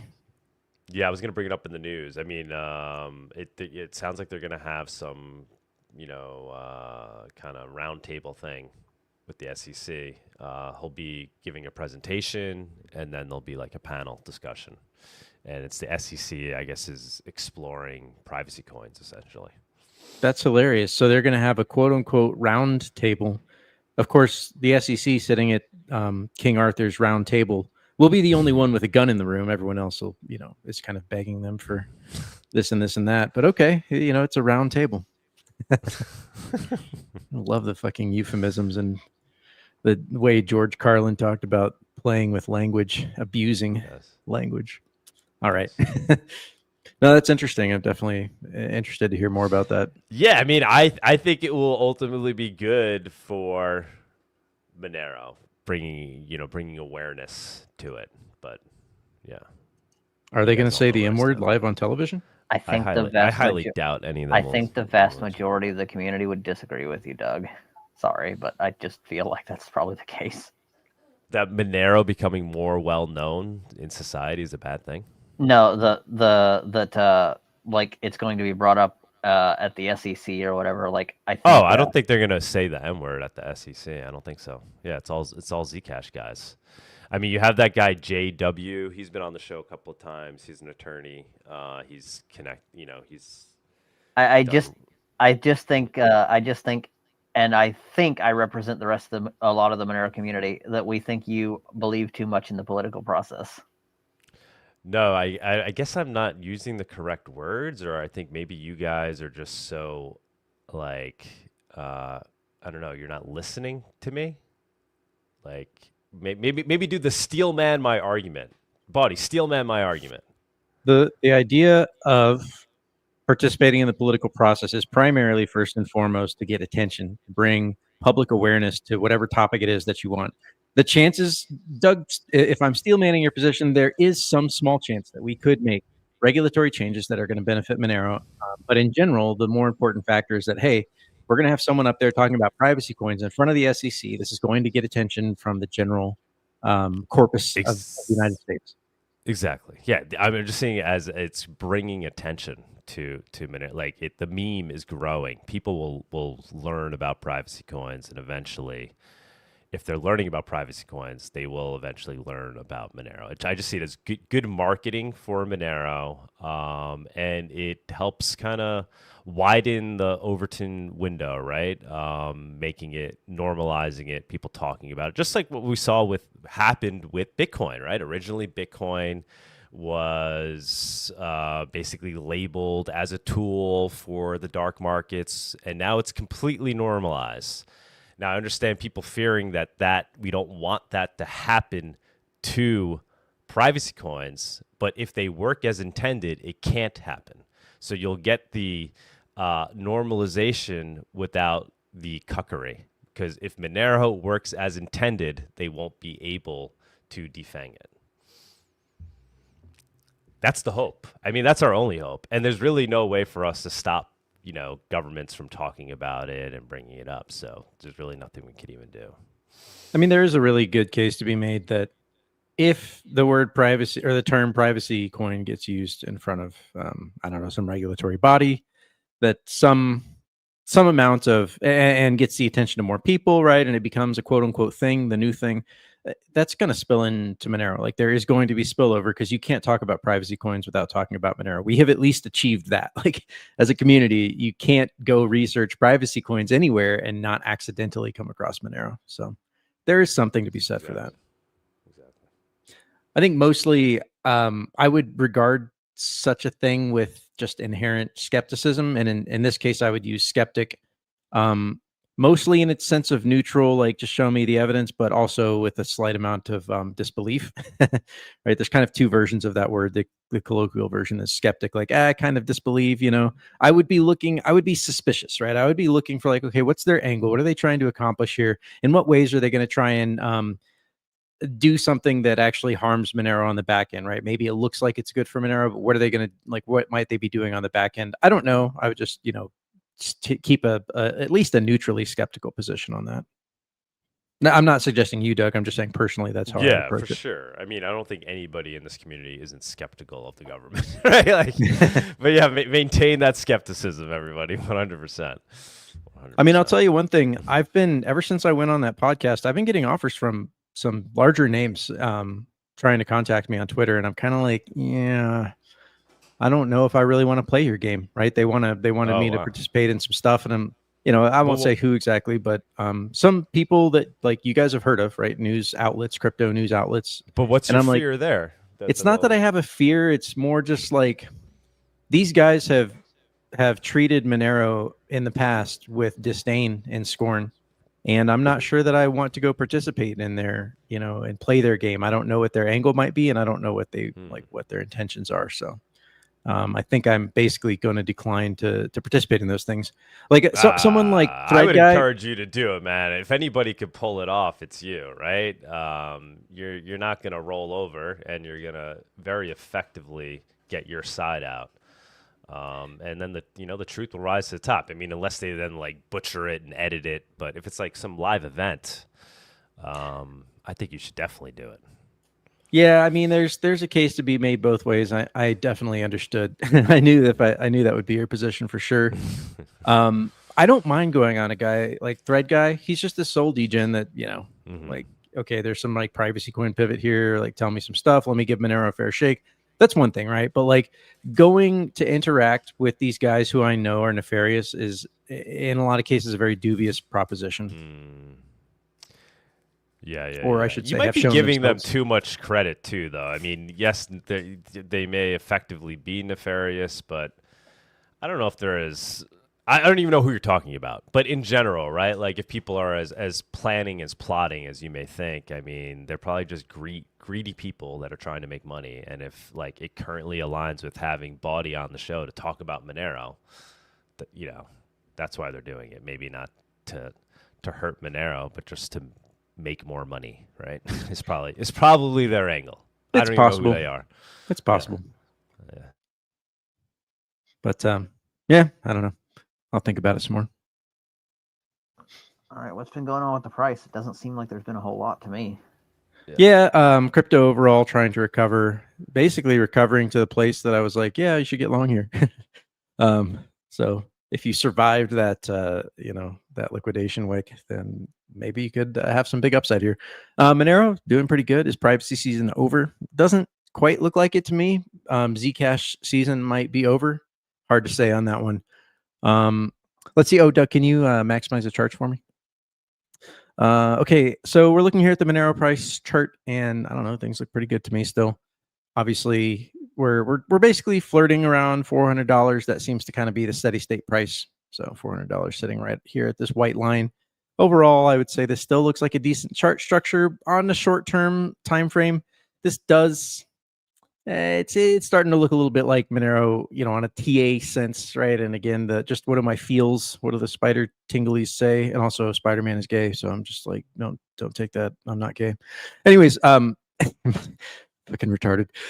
Yeah. So it feels like Monero might need to go down a little bit further. Like I don't know, maybe 370, right? 380. But I know there will be some people that will say on Twitter that I'm going to say that reason for going down would be manipulation. I think they're just joking and kind of jabbing, sparring for some fun. But anyways, yeah, Monero's fine. Like I don't see any real problems here with Monero. Let's go to the Zcash really quick and just see what Zcash looks like because, well, it doesn't look great. If you got in early, then like you're still doing fine. But Zcash up from its 742 down to 300 is where it fell to. So that's like minus 60%, which is kind of a lot to fall even for a bull market. All of the other pullbacks on Zcash were like 36%, and this other one here was 29%. So overall, Zcash, like normally you would, at least let's go backwards. Bitcoin in bull markets has traditionally never really shown minus 50%, minus 55%, and then continued on to glorious new heights. Zcash being an altcoin and smaller market cap, maybe it can do that, right? Maybe that's a possibility here, but I wouldn't say that it looks particularly amazing for the Zcash chart at this moment. That doesn't mean it can't come back. In fact, if crypto does come back, I fully expect Zcash to try to make another run at this. It'll probably make a new high, but it'll probably be like a marginally higher high, right? That RSI bearish divergence kind of thing. That's probably what we'll end up seeing. I don't think that Zcash is going to 2,000 or 1,500 post haste, right? At best, it's going to at least like try to make a new all-time high at like maybe 800. Maybe it'll even get to 1,000.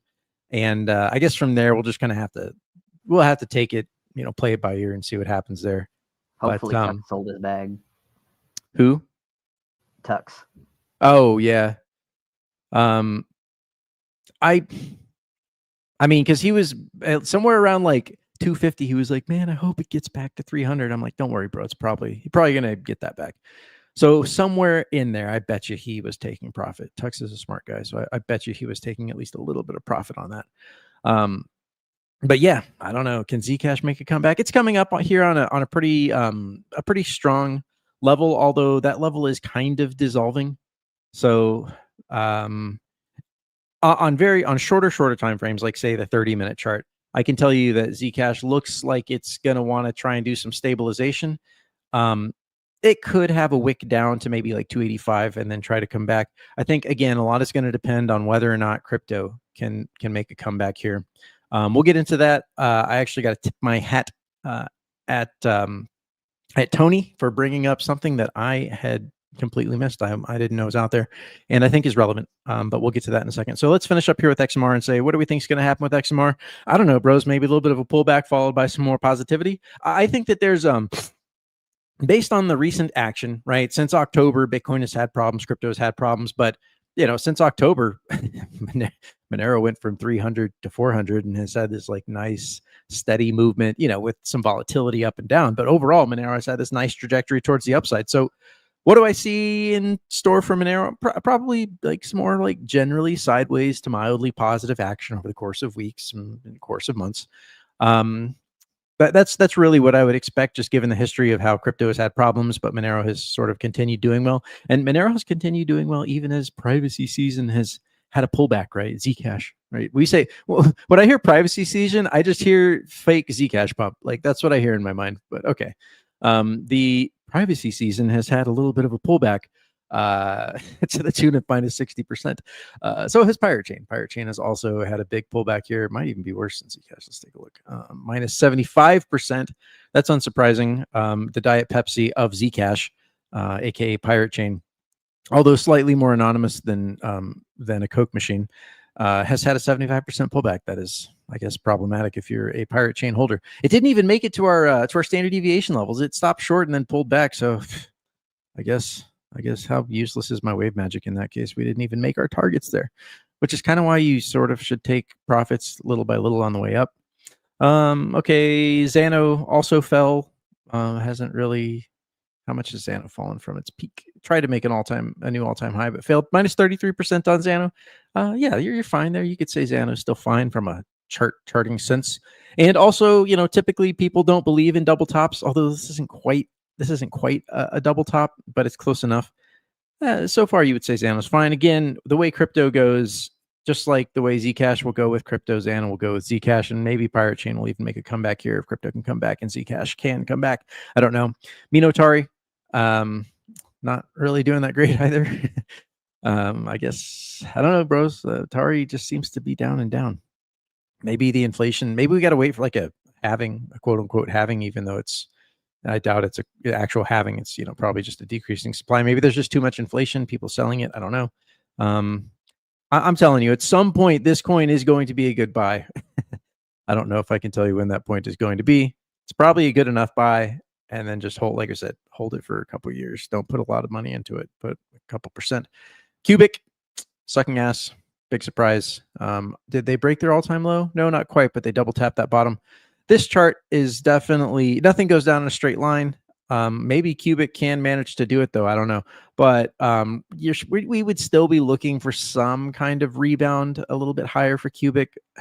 But, I mean, this chart is bad. Cubic's done. Hopefully they can go attack Doge. I think that would be pretty funny. It would also be attacking Litecoin at the same time. And that's kind of actually a reason, if we think that Cubic might be somehow involved in the quote unquote cabal, the deep state, whatever, right? They might have some kind of support. Who knows? If that's the case, they're probably not going to go and try to attack Litecoin and Doge, because the point was to attack Monero and make Monero look bad. So why would they then show that all the proof of work coins have these problems? It has the same problem, right? Why would they do that? And then again, with the ASICs, maybe that's a lot more difficult than it would seem, but maybe it's more possible than people think, right? Like, is there 25% of Litecoin, Dogecoin ASICs that would be willing to go play ball with Cubic to get some selfish mining attacks?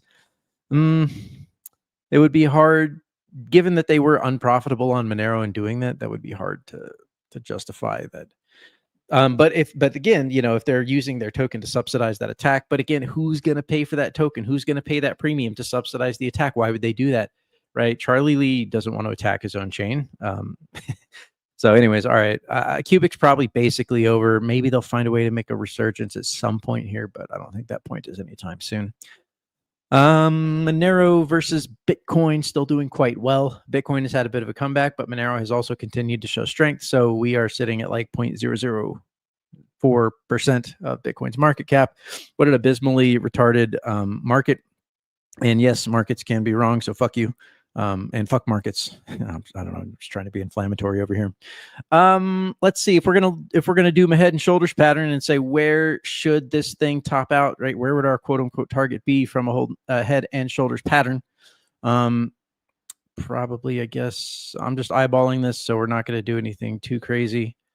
It's got this upward slope to it, so we're actually not anywhere near where that target would be. Because you take the neckline and the distance, but there's an upward slope. So should you do it from the median price down here and make that your target, or should you like do it from the breakout point of the upsloping shoulder line? This is where it's like you just start. This is where it becomes tea leaves. Like, okay, like, yeah, there's an upward target there, but rather than doing nonsense lines that look like freaking tea leaves and some like movie reference. I would just go with the statistical bands and probably say that, or just go backwards, look at the horizontal areas of significance and say, I don't know, probably where the Binance delisting and the fall off happened, right? Late in 2023. Astronomy for dudes. Yeah, exactly. Why would we do astrology? I mean, okay, yes, because there's a sociological component to this, and yes, trends are a real thing, and yes, you could say statistically speaking, right, the trajectory of the chart is such, but eventually, that's going to break, right? Just like the big Bitcoin regression analysis I have is going to break. It's not going to hold up forever. It's just short-term extrapolative value, but because it's such a big, broad, long-term chart, the short-term extrapolative value is something on the order of at least a couple years in front of us. So that becomes useful. But anyways, yeah, so I don't know. I freaking kind of got lost there. But yeah, Bitcoin versus Monero, right, is doing pretty good. Maybe we still have some ways to go. Again, like if you're playing in the degen trading market, you take your profits into Monero, right? Why would you go into Bitcoin? Monero outperforms Bitcoin in bear markets because we don't have the crazy volatility. We don't have the crazy blow off tops and the nonsense that happens. So we actually have a better stable price. And I think that the Moon Boys need. I don't even want to tell them to stop being Moon Boys because I know they're not gonna, but I just wish that they would update their marketing slightly, right? Say, listen, Monero performs better in bear markets. Help us get that. Like, if any of you Moon Boys are out there listening, please listen. Just slightly adjust your marketing. Inform the masses, inform your degens, inform your followers and the noobs that you're bringing on from the various cultures that are out there, whether that's the pro Clash of Civilizations, the Groypers, right? Or whether that's the Soul Degens. Just get out there and be like, listen, Monero performs better than Bitcoin in bear markets for obvious reasons. You want to take your profits from your degen coins into Monero because we have real strong organic adoption, which spells long-term price improvement. So you can actually hang on to those gains by dumping them into Monero. If you want to have a price narrative for number go up, that's your price narrative, boys. That is the thing that is going to cause the greatest amount of price appreciation in Monero if you want to get like an NGU narrative out there, right? Just frame it in a way that maintains a connection to the principles that we started with, right? Because those principles work, by the way. Y'all weren't here for it, but we got massively attacked from every which direction, and Monero survived where every other coin would have folded. Every other fucking coin that had gone through what Monero went through from 2019 to 2025 would have died, and Monero survived. So obviously we're doing something right in terms of the way we market and think about the coin and principles. We're just asking that if you're new, slightly new, been here for a couple years, just maintain a little bit of a foot in that same kind of principled stance, right? Just you can keep your NGU narrative, but please just modify it slightly, and this will be good for everybody, for me, for you, for our gains, etc. All right, yet I digress. Is there anything else to talk about with Monero price? I don't think so. Monero versus gold, still doing sideways action. Probably going to keep doing this for a long time because gold is extremely positive right now. It's not at new all-time highs, but it is looking really strong. We'll get to that in a second. But yeah, Monero versus gold, guys. I don't see any reason why this chart has to break one direction or the other. I would actually prefer this chart to just be. I would rather Monero be slightly better than gold because we have a lot of market cap to make up. I would just rather see this chart making, nice little steady continuous gains for years into the future, over long time frames. Getting a nice chart that acts like that will get us a greater market cap relative to gold. This chart is mildly bullish, right? In terms of the bias of the action, right? The action for the past couple months for 2025 does seem to be slightly biased towards the upside. We've got a nice uptrend there. We are starting to consistently outperform the sort of like median level. Let's just call it 75 to 1 on the price. So it does look nice. I don't know if that informs any trading decisions for anyone in the near term. Divergences to Kraken have not done anything interesting. Cool. We don't need to talk about that. Let's go to crypto and let's talk about the thing that Tony pointed out last week in the news. Thank you, Tony. So it was this X post. Without reading everything, if you want to read it for yourself, you can just kind of scroll through here. But there are digital asset treasury companies. They're called DATs. I guess this is a new acronym, but think MicroStrategy, right? Or maybe they're just strategy now. If there's like a rebrand, it doesn't matter. We're just going to call it MicroStrategy because that's what everyone knows it as. MicroStrategy holds a lot of Bitcoin on their balance sheet. Surprise. And one of the things that they have managed to do is get themselves included in a number of indexes, right? So MicroStrategy is included in the NASDAQ 100. There is one in particular called MSCI. I've never heard of it, but apparently they're a big deal. They have many leather-bound books. And they're like, I don't know, maybe the number 3, right? There's like S&P and NASDAQ and Dow Jones, but they're like they're pretty massive. They're a global index a global index company or whatever organization, and they organize a bunch of different indices that track different types of assets. And so these Bitcoin treasury companies like MicroStrategy have been playing a game where, and this is a known phenomenon called the index effect. Once you get your stock listed on some indexes, that forces quote unquote forces the index to buy. So that helps to drive up your stock price, which gets you included in other indexes, which forces those indexes to buy. And that buying pressure causes your stock price to go up. And MicroStrategy has been using that as justification for taking more loans to buy more Bitcoin. And which of course means that they have a greater asset valuation. Their balance sheet looks better, which causes more buying, which causes the index effect to amplify. So this isn't anything new. This is something that happens, but MSCI, this organizer of various indexes, big ones across the world. It's apparently they're the world's second biggest index company. So that's a big deal. What they're saying is that, listen, because MicroStrategy isn't the only one. Listen, all of these digital asset treasuries companies who are holding greater than 50% of digital assets on their balance sheet are actually not really operational companies. They're more like funds, and we're not sure they should be included in our indexes. And if so they haven't said that they're definitely going to remove them, but supposedly by January 15th, they're supposed to make a ruling here. Not a ruling because it's not a court case, but they're going to make a decision on whether or not they're going to include DATs with 50%, more than 50% of their balance sheet as being crypto assets. If they're going to classify them as funds and then remove them from their indexes, which would cause an outflow, JP Morgan said, of about $3 billion.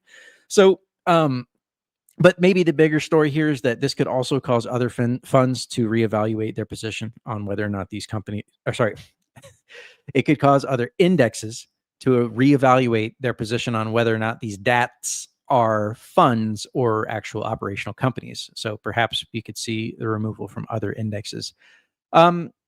This, I don't know.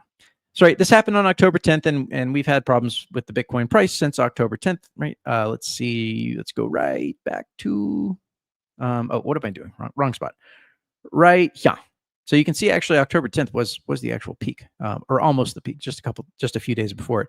And ever since then, things have fallen. So is this a nice thing, a nice convenient explanation? This is the reason why Bitcoin has been falling. We've figured it out. I don't know, maybe. The market doesn't like uncertainty, obviously, and the speculation that a significant portion of the buying has been the index effect, and that a lot of that liquidity is responsible from the index effect. and the unwinding of that, right? Maybe that could be a factor here, that speculative problem, and maybe it could compound, right? Maybe MSCI isn't the only company that would end up doing this. It's possible, right? It's hard to say for sure, but I think that could be a factor in why Bitcoin has had a much more difficult time getting it up than the stock market, because the stock market is like basically recovered. Like, let's just go to the S&P 500 and take a look. Yeah, the index, the S&P 500 here. I mean, what are we looking at? 0.5% off of all-time highs. This is a chart that looks absolutely fine to me. Interesting, because this is the Trump tariff. As far as I'm aware, the Trump tariffs have not been ruled on yet. So if the Trump tariff rulings come out, right, striking them down, like, holy shit, this chart is just primed to mega pump. And for the S&P, mega pump will be like 10%, of 10% over the course of like a week or two, or a few weeks, which for Bitcoin or crypto could just be the course of a few hours. So yeah, stock's looking fine. They're honestly looking primed to mega pump. Probably some insiders already know what that ruling is going to be, because I mean, the Supreme Court has shown itself to be corrupt as fuck, but they have absolute immunity. So I guess that's even better than getting a COVID vaccine. Getting absolute immunity for your political crimes and corruption is far better. So yeah, interesting how that works. NASDAQ also similar story here, doing quite well. Don't really need to talk about the stock market. And I mean, the show is still rolling, guys. Like we got the macro. There's gold. We'll talk about gold in a second. We've got the macro. Everything's fine. We said, hey, Dixie is looking like it's Dixie is gonna pump here at some point. But like we said, don't trust that it has to happen immediately. This is slow moving. It is biased towards positivity. The more likely scenario is that it does come up when it breaks the orange bands here. When it sets a new local high, that's probably when we really need to start looking at is the show pretty close to wrapping up. For now, it touched a very unusual pattern, actually, to touch the top of the wave magic orange bands here, and then touch it again, and then pull back again. But that's kind of unsurprising, because for one, it's a currency index, so it moves a lot slower, and two, it's something that they want to manage. They want to keep the show going for as long as possible. That's the name of the game when it comes to stock market. At some point, the mathematical realities have to come. The piper has to come calling. And yeah, there will be a big washout. But again, the macro doesn't say anything that has to happen. The reverse repos still at 0, no problems there. U.S. oil sitting at 60, right? It's managing to hang on at that lower level. So everything like basically fine with the macro.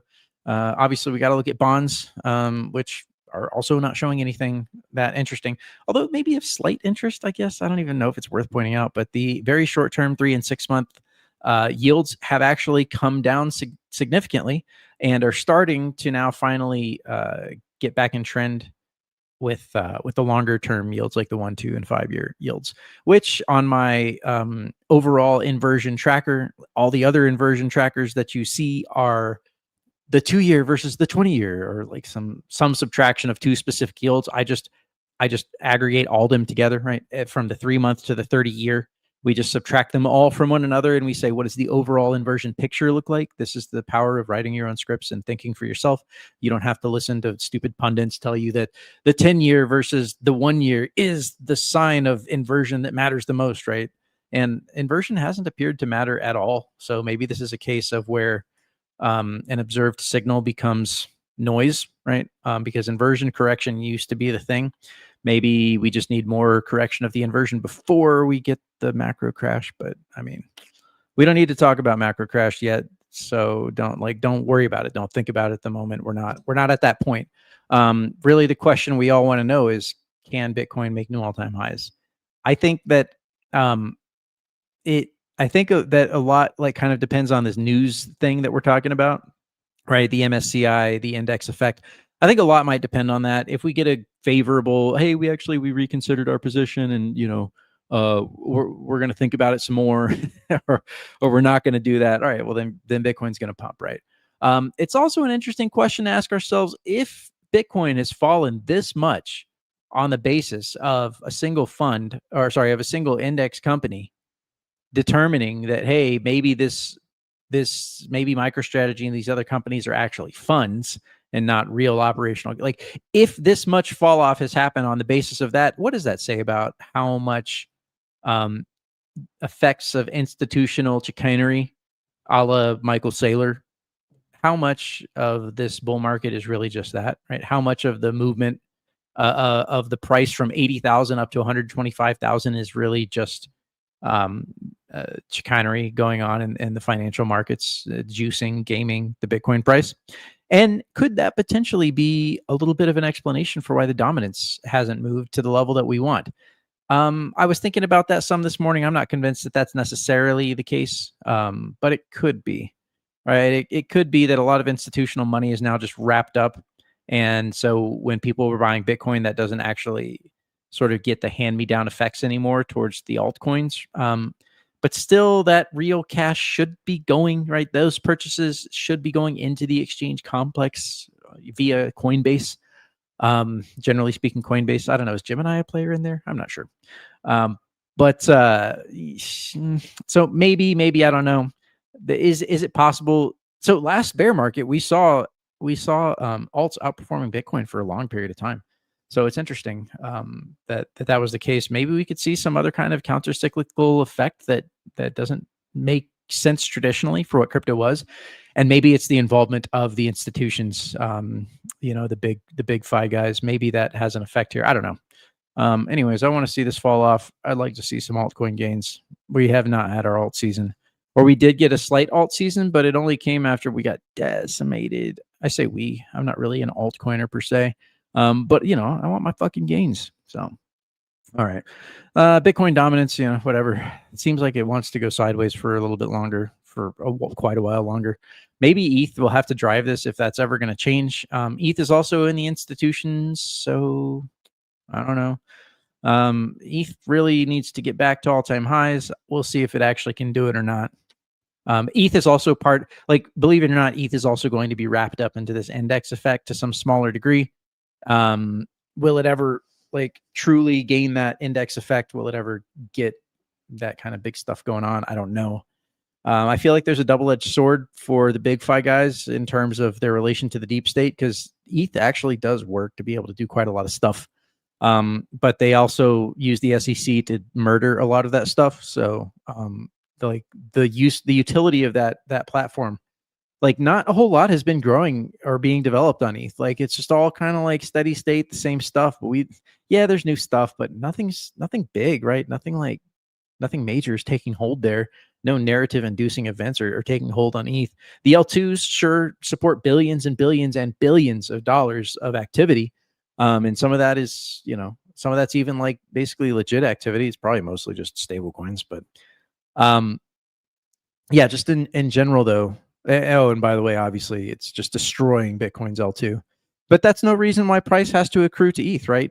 ETH could just be the busboy transporting all of these other tokens and assets that actually maybe those are the ones that accrue the value. So perhaps there's something to be said for that. Anyways, onward we go. Z-scores, Bcash is actually doing quite well. A little bit of maybe, I don't want to say tip of my hat, but buddy of mine called this Bcash thing. He was like, yo, Bcash is going to be doing the thing. So he's making some pretty good gains on those trades. Bcash continuing to perform here. Monero still largely ahead of the pack. What do we got down here? Who's this guy? Is FTT?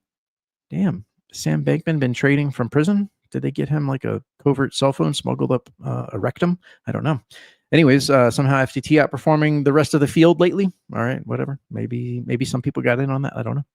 All right, we covered the macro. Let's talk about gold, because gold is actually doing a version of the thing that we had all hoped it would do. So remember, I said, hey, gold's going to pretty much need until next year to start making new all-time highs.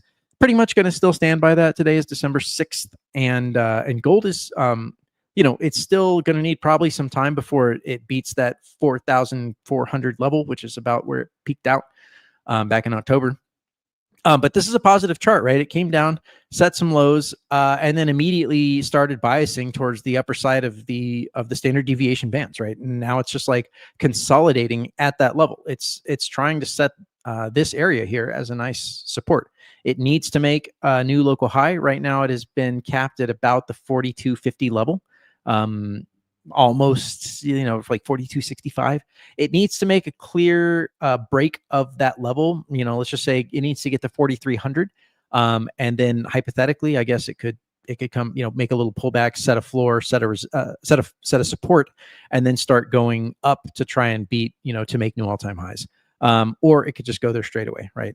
I think that what's driving this chart is fundamental events. And we've said this has been said for years and years, by the gold bugs. It's been said for over a decade. It's like the market is fundamentally different. The dollar is going to die. Everyone's going to go into gold. The BRICS nations are forming the alternative currency, and everything is going to move that direction as the system completely changes, has a sea change in its fabric of existence. And gold will buy you a city block. A single gold coin will buy you a city block. Okay, we've heard that narrative since forever, and I've always been like, yeah, but when? Like, been sitting on some gold for a while, and lately it's done some good stuff for us. And I've been hesitant to embrace that narrative because that's always been the narrative. So it's like, why should that be different now?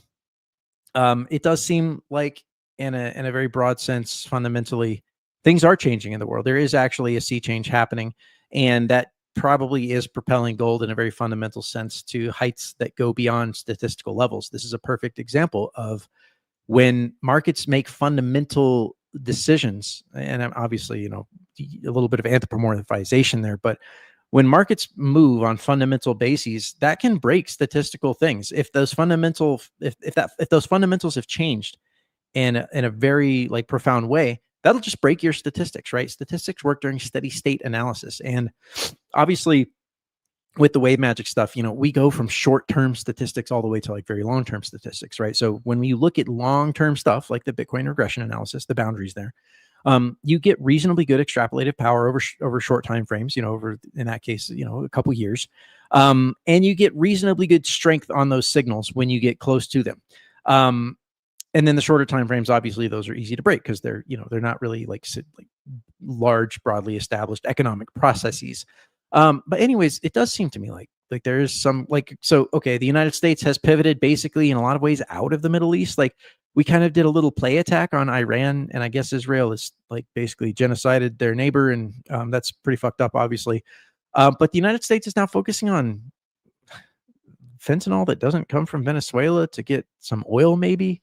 But Russia and China are like, no, we disrespect your no-fly zone. We're going to fly into Venezuela anyways. And overall, it just seems like, yeah, China has continued to buy, Russia's continued to buy. We hadn't seen Russia attack its neighbors in a long time, right? Russia just invaded Ukraine, and that's a new thing, right? Russia hasn't had the gumption to do such a thing for decades now. I guess Georgia kind of, but Georgia isn't Ukraine. Those are different things. And so gold actually started its movement up when Russia invaded Ukraine. So maybe that was itself a signal hey, there is a different fabric of geopolitics. Their assets were frozen. Russia has been forced in a lot of ways to convert to other assets, and that's what they've done. Supposedly they've kicked out the Rothschild central bankers from their country entirely. They're still doing fractional reserve because the wonderful magic of compound fractional reserve interest is enjoyed by all tyrants. So anyways, yeah, gold guys, this looks really nice. It does look to me ultimately this chart is setting up to tag that 4,400 level and then maybe go higher. So at that point, my statistical levels will only work for us to make short-term trading decisions potentially, like we were able to say right here, hey, there's a bit of a stabilization that's going to happen before things go higher. But I won't be able to use long-term things to tell you where the peak out in gold might happen. And when things like this get rolling, they do overshoot. So gold probably will overshoot with some kind of blow off top at some point in the future here. I don't know where that'll be, but this is the point of diversification, right? If you've been holding gold and Monero and your other shit coins, right? The shit coins aren't so great. Bitcoin has been good. Monero has been great. And gold has been stellar, right? So holding all those things at once kind of makes you fat and happy just to sit there and say, all right, well, I don't know where things are going to go exactly, but my allocations are fine, right? So if gold continues performing, then good. And we can sometimes, throw leverage onto Bitcoin and then get liquidated and still be okay with with the world and with life and not have to go to McDonald's begging for our job back. All right. So with that, guys, I don't think there's really anything else here of import to talk about. I think we've exhaustively covered all of the main themes. Hopefully, you're basically just sitting tight in gold and Monero. If you hold gold and Monero, God, you're fucking crushing it. You've just been crushing it. So I think we have a Fed meeting coming up here. Let's see, December 10th. 9th. Yeah, so next week, on Wednesday. I guess they'll lower rates. Fuck, I don't know. Maybe if the Supreme Court comes out with their decision, that'll affect what the Fed does. I haven't checked the odds and Polymarket on this one or whatever, but it doesn't really matter It's something like 80 or 90%. that they'll cut. Yeah. It doesn't really matter, honestly. Like whether they cut or don't cut right here doesn't matter all that much. It just matters that they're like going to cut at some point in the next couple months. Well, and don't forget, we've had that funding stress in the interbank liquidity markets, and so the Fed has been putting little bits of money into the system, basically QE by a different name, to help stabilize that out. Yeah, they opened that window. They opened the discount window that closed, but I haven't been keeping up the ways in which that they continue printing money and then the euphemisms that they use for that activity. I used to have, I guess I don't want to try and find it. There's a very specific weekly report on the Fed, balance sheet. Maybe, let's just try it really quick. Balance sheet. I'm a degen trader now because I put some leverage on Monero. You put some leverage on Monero. Oh, bro. Yeah. Privacy seasons really got you. Yeah. I had a fiat bill come up and I didn't want to pay it. So I paid the fiat bill on my credit card so I could keep my Monero. Oh, okay. I see what I got it. Yeah. No, that makes sense, I guess. I was going to say, like, how are you, sir? How are you taking leverage on something without having a secondary currency pair to compare against on the leverage trade, which requires you to state a fiat value of something? And this would be violation of core principles. Yeah, that's how I did it. I had a bill come up in fiat, and I'm like, well, I could sell my Monero. I could sell like whatever Monero to get to pay for this fiat bill, but I don't really want to because I want to keep my Monero. So I paid the fiat bill with the credit card, and I was like, screw it. That's very billionaire investor class type of thinking, though. You see, what they do to never pay taxes and to always run a massive debt is they do exactly like the United States government. They run up larger and larger debts. And how do they get away with it? Well, they have stocks. All of their value is in stocks. So they take a big loan from the banks on the basis of the value of those stocks. And that's at some minor, like a very low percent, right? Basically the Fed funds rate ish. And then their stocks go up 10, 15% a year. And then so every year, every few years, every so often, they can just say, hey, look, my stocks went up in value. Let me refinance this loan for an even bigger amount of loan, pay off the old one, and then get a bigger loan and again, backing it with my stocks. And if your debt is only going up 5%, but your stocks are going up 10 to 15%, well, that's a win. That's a win just for having money. It's like completely subsidized by the money printer. And there's no way to beat that. You literally can't beat that. The debt gets easier to pay as fiat debases. And with me, I was a total degen and took 2% leverage on my Monero position. So if I get liquidated, I'm just 2% is just so horrible. If I get liquidated, I don't know what I'll do. All right, we have a couple XMR chats here. Let's see. Let me know when they're on the screen and I'll read them. Let's see here. Let me go to the stream. Okay, so XMR chat. Schmoikel Sailor. I got it. Schmoikel Sailor tipped 0.00021 XMR 0.21 Millinero. The reason BTUSD fell so much on the news is that people think MicroStrategy may eventually be forced to sell its BTC if Jamie Dimon and company continue to battle it like this. MicroStrategy's BTC holdings are huge, so the price would move a lot. Yeah, that is true. If MicroStrategy was forced to sell all of their stack, price is fucked, right? Probably going back to like, I don't know, 20,000 or something. But they're not, that won't happen, at least for many, many years. The worst thing at the moment that we could be looking at over the near-term horizon that could affect price would be this whole MSCI. Is MicroStrategy a fund or classified as a fund or not a fund, right? In the near term, that could cause like a few billion of outflows and then some secondary effects and other indexes that might want to do that too. Jamie Dimon and Company. Oh, Jamie Demon. I'm sorry. I mispronounced your your chat here, your XMR chat tip. Yeah, Jamie Demon. I don't know what to think about this guy. Like, bros, he's been in on this shit for a long time. Like back in 2017, he was shit talking Bitcoin in the summer of 2017 as he was buying Bitcoin, and they slammed it up to 20K, and then they listed it on the December 17, 2017. They listed on the Chicago Mercantile Exchange, the CME, which was the absolute top. And then Jamie Dimon and Company dumped their bags. And so he's been involved in this whole crypto, the big five bros, like price degeneracy, juicing, milking it for a long time. So yeah, he's definitely. Do you think Jamie Dimon owns Monero? I don't see why he would. Like, these billionaires, they don't need Monero. They own the system. The system's not going to go fuck them. Because they own the system. Well, you don't need Monero when you are the tyrant. Right? Good point. Let's see. And then we have another one. Let me check if it's up on the screen or not. Yeah, we got to go backwards one. We can't.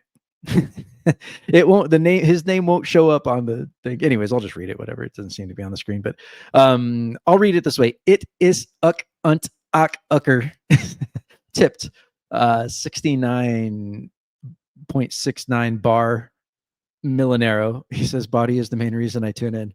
Right on, man. Salute. I'm glad that people are getting something out of this. So, all right. I don't think I see any other tips here. So, Doug, now would be the time to step in and carry the torch into the news. All right. Here we go. Thank you, buddy. Thank you, sir. Did I remove everybody? What just happened here? No, I removed my charts. Okay. Awesome, man. So, I mean, overall, you think things are primed in terms of the macro to go up, right? Yeah, everything looks good, man. We got green lights. At least we talk about macro. Obviously, the primary recipient is the stock market. So things do look primed. We just need some news event. They'll manufacture whatever they need. Probably it's going to be the Supreme Court's ruling on the Trump tariffs, probably striking them down. We'll see the macro pump. If again, Bitcoin needs a win here on that January 15th decision. That'll send Bitcoin higher, probably to new all-time highs. It'll probably be vertical. Monero, Zcash will hit new all-time highs, and Monero will just keep doing its thing. Awesome. I'm excited. Should the timing should be pretty well, right? With Monerotopia. Yeah, actually, that would be nice. Maybe we could reasonably be at all-time highs and farther by the time Monerotopia comes along. Awesome. All right, man. Can you stick around a little bit? I actually do want to get your input on some of the bigger news items. I just have a few. I'm going to run through it quickly. We don't have Tony today, but the topic I think everybody would be most interested in covering is this proposal to put a cap on Monero's block size. Don't forget to run the segment. Yeah, I'll run the segment. I'll stick around.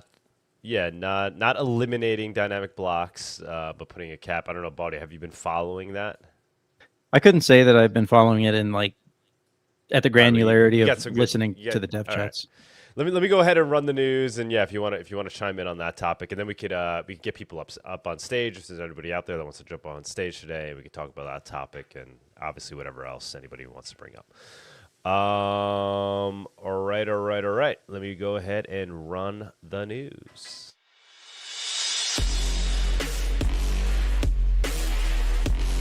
The Monerotopia Weekly News segment is sponsored by WizardSwap.io, a non-custodial cryptocurrency exchange. Okay, all right. Here we go. Yeah, I just have a few news items today. I don't know how accurate this is. I just saw this tweet pop up the other day. Poland's president vetoes the MiCA bill, citing freedom concerns around crypto regulations. So yeah, I don't really know how true that is, but obviously that would be good news if this MiCA bill is going to be vetoed. It's going to have implications on privacy coins, the ability of exchanges to list privacy coins. Obviously, they've mostly been already delisted in Europe, but MiCA was not a good thing for us. But yeah, Poland holding it down. We'll see. I don't know. I don't know if anybody. Sorry, I don't have deeper information on that, but I thought that was interesting. Next story. This is the one that I really wanted to get into. So there's been a proposal to cap Monero's block size at 32 megabytes. Actually, I think that's old news already. Now I think they're talking about something like 90 megabytes. So we could get into this. It was brought up in a Monero research lab meeting. I think this is something that's been discussed for, actually, I think since they started testing full chain membership proofs and kind of the realization that there could be an issue with nodes being able to properly sync. So we could get into the reasoning, but there's been a lot of I've seen some FUD out there. People be like, oh my God, it's the block size wars all over again. They're trying to co-opt Monero and take over and put in a block size limit. No, I don't think that's the case. There seems to be consensus among like all the devs that this should just be a short-term thing that we should do as a safeguard until changes are made, and we wouldn't need to have that cap. So, well, we could get into that more, but let me just, I guess, continue on and wrap up the news because I don't have too many stories today. Next story is dangerous stuff. Over 20 million chat GPT conversations are now evidence. A judge just ordered OpenAI to hand them over in a lawsuit. If anything ever screamed, buy a GPU, run your own AI locally, protect your damn data, it's this right here. So yeah, I mean, anybody in the Monero community kind of old news, this realization. Me personally, yeah, I got to clean up my AI life before it gets out of hand. Not doing a good job there. Are you at least using Nano GPT? I've tried it out, but it hasn't become my default. I just need to. I always use Nano GPT. I never use anything else. Yeah, I mean that's kind of the best thing to do, right? Because I mean it queries all any LLM you want essentially, right? Yeah, I do want to put like a little bit of a warning out there. Most of us probably have a pretty clear stylism in the way that we write in a way that AI can recognize. So even if you're using a service like Nano GPT to sort of obfuscate that it's you, right? You're not giving them your credit card. They probably still have a pretty good feel for the stylisms. Do you put 2 spaces after the period and other bits of information that can give you a unique fingerprint. So just be aware of that. If you're asking something particularly sensitive, you might want to obfuscate your stylism on purpose. Yeah. Well, I constantly talk to ChatGPT how to make sure I'm properly following the law, let it know that I'm doing my best to properly pay my taxes and whatnot, so it knows. And it gives me advice in that area. But yeah, be wary of what you talk to ChatGPT about for sure. Obviously, right? I think everybody is already aware of that. So we got this guy Eli Ben Sasson. He's one of the essentially founders of Zcash. He's also behind Starknet. He just had I thought this was interesting. He had a conversation with Michael Saylor, and they talked about obviously Zcash, Bitcoin.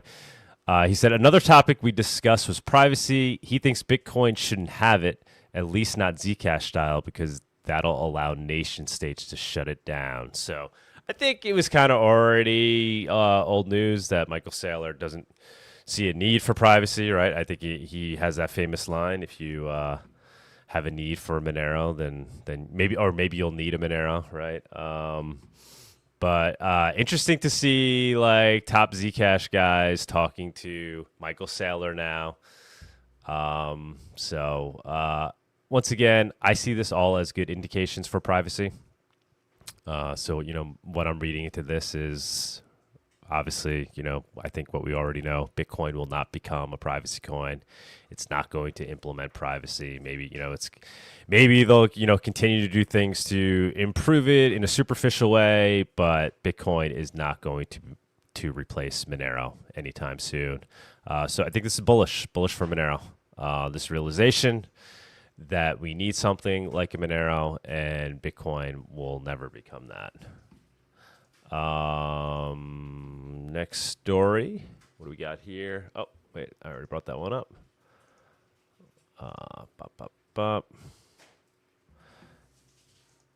Let's see. Doom. So Jeff Rowe recently put forward a proposal to continue his work full-time on Monero development, with focus on completing the Carrot and full chain membership proof integrations into the Monero codebase and launching beta StressNet. This is actually, I think, a little bit old. This is from, we didn't do a show last week. I think this news item was supposed to be for that show. But obviously very exciting to see. I hope this proposal gets funded if it hasn't already. I haven't looked to see if it has. But obviously, Jeff Rowe is, one of the guys that's putting in the hard work to actually get full chain membership proofs implemented, and Carrot. Very exciting stuff. And he will be a speaker at Monerotopia. Super excited for that. Next story. Want to get the word out on this. This just came together among some Monero chads in New York. WebWipe and Monero Talk are hosting a Monero holiday meetup at PubKey, along with Cake Wallet and others. I'm hoping Vic will be able to attend. He said he's definitely going to try. It's a matter of if he'll be in town at that moment. We actually had an event. WebWipe did one. I guess it was like 6 months ago now, or maybe even longer. It was in the summer. It was great. PubKey.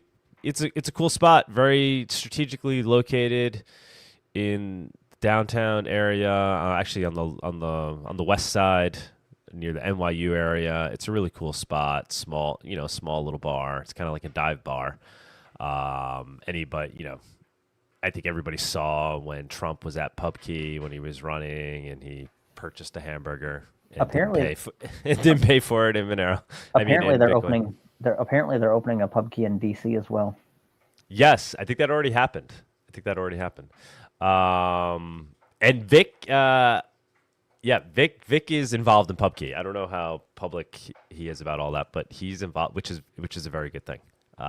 So they it's definitely a Bitcoin maxi place, but they allow the Monero guys to come hang out. We've done a meetup there before. We'll do another one now. We didn't do a really good job last time of getting the word out, so hoping now we are doing a good job. So guys, spread the word. This is happening. December 19th, right? So is that next week? Jeez, no. All right, 2 weeks. Basically 2 weeks from today. It's December 19th on a Friday evening, not Saturday. Friday night, 5 p.m.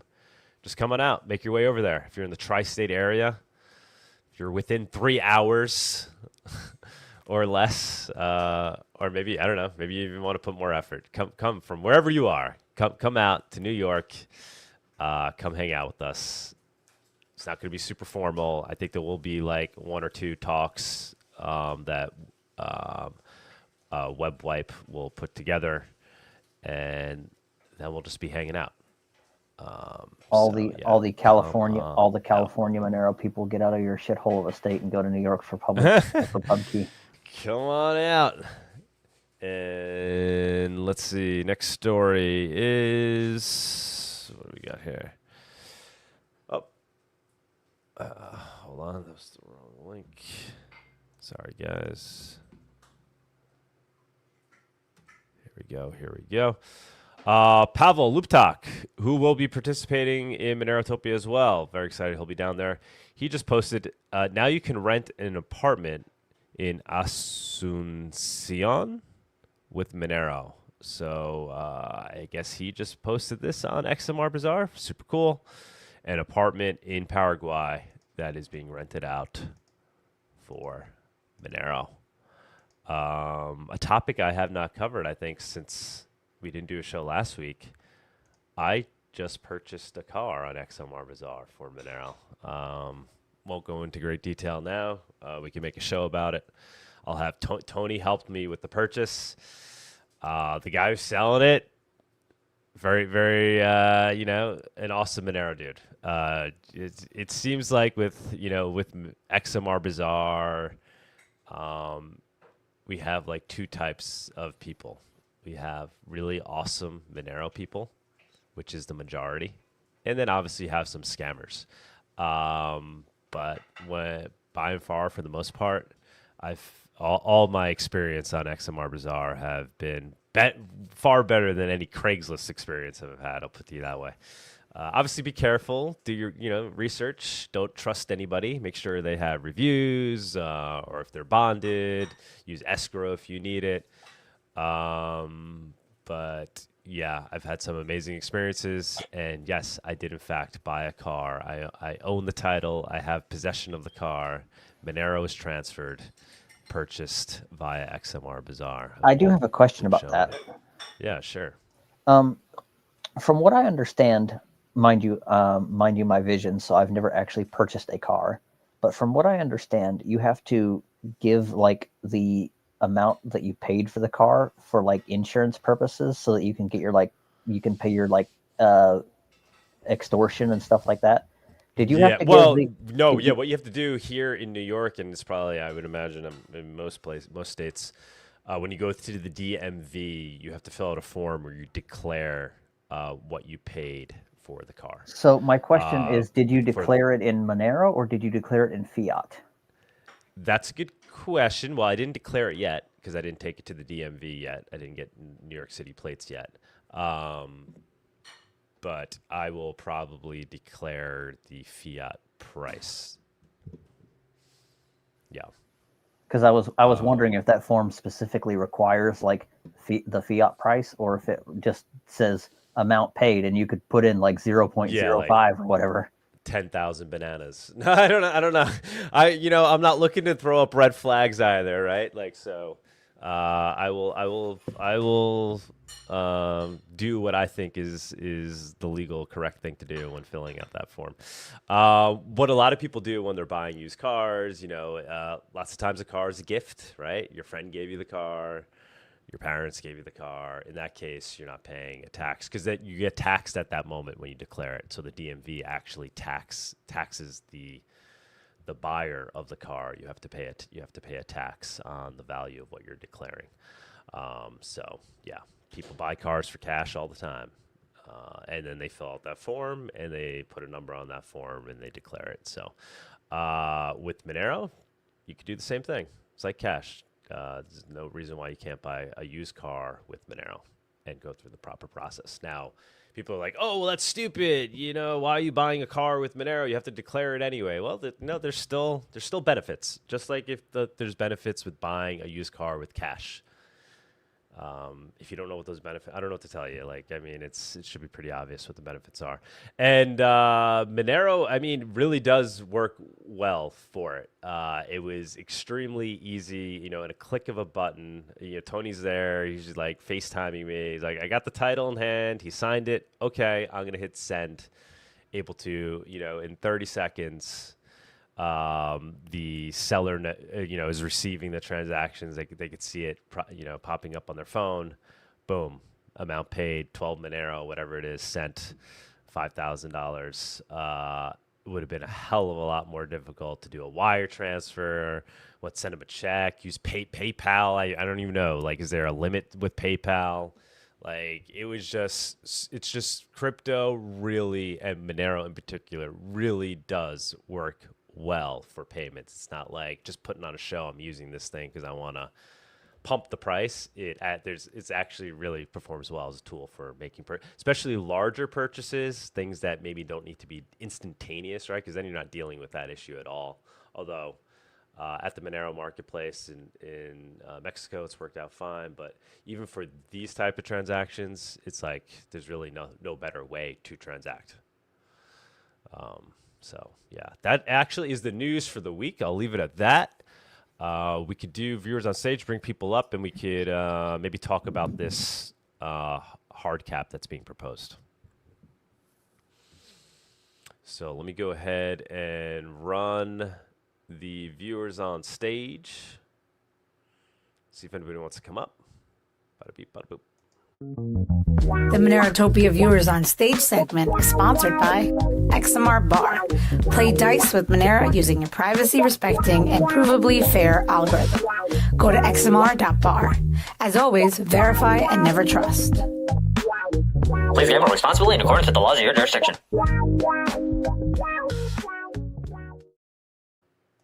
All right. Peace, love, happiness tipped 0.0001 XMR. It's always a joy when Douglas presents the news. Thank you, man. Thank you. I'm not as good, as effective as Tony, but faster. I do. I'm definitely faster. All right. So let's see. Anybody want to come on up? Let me put the invite link in the chat. Anybody wants to jump up? Now is the time. Bring it, come up.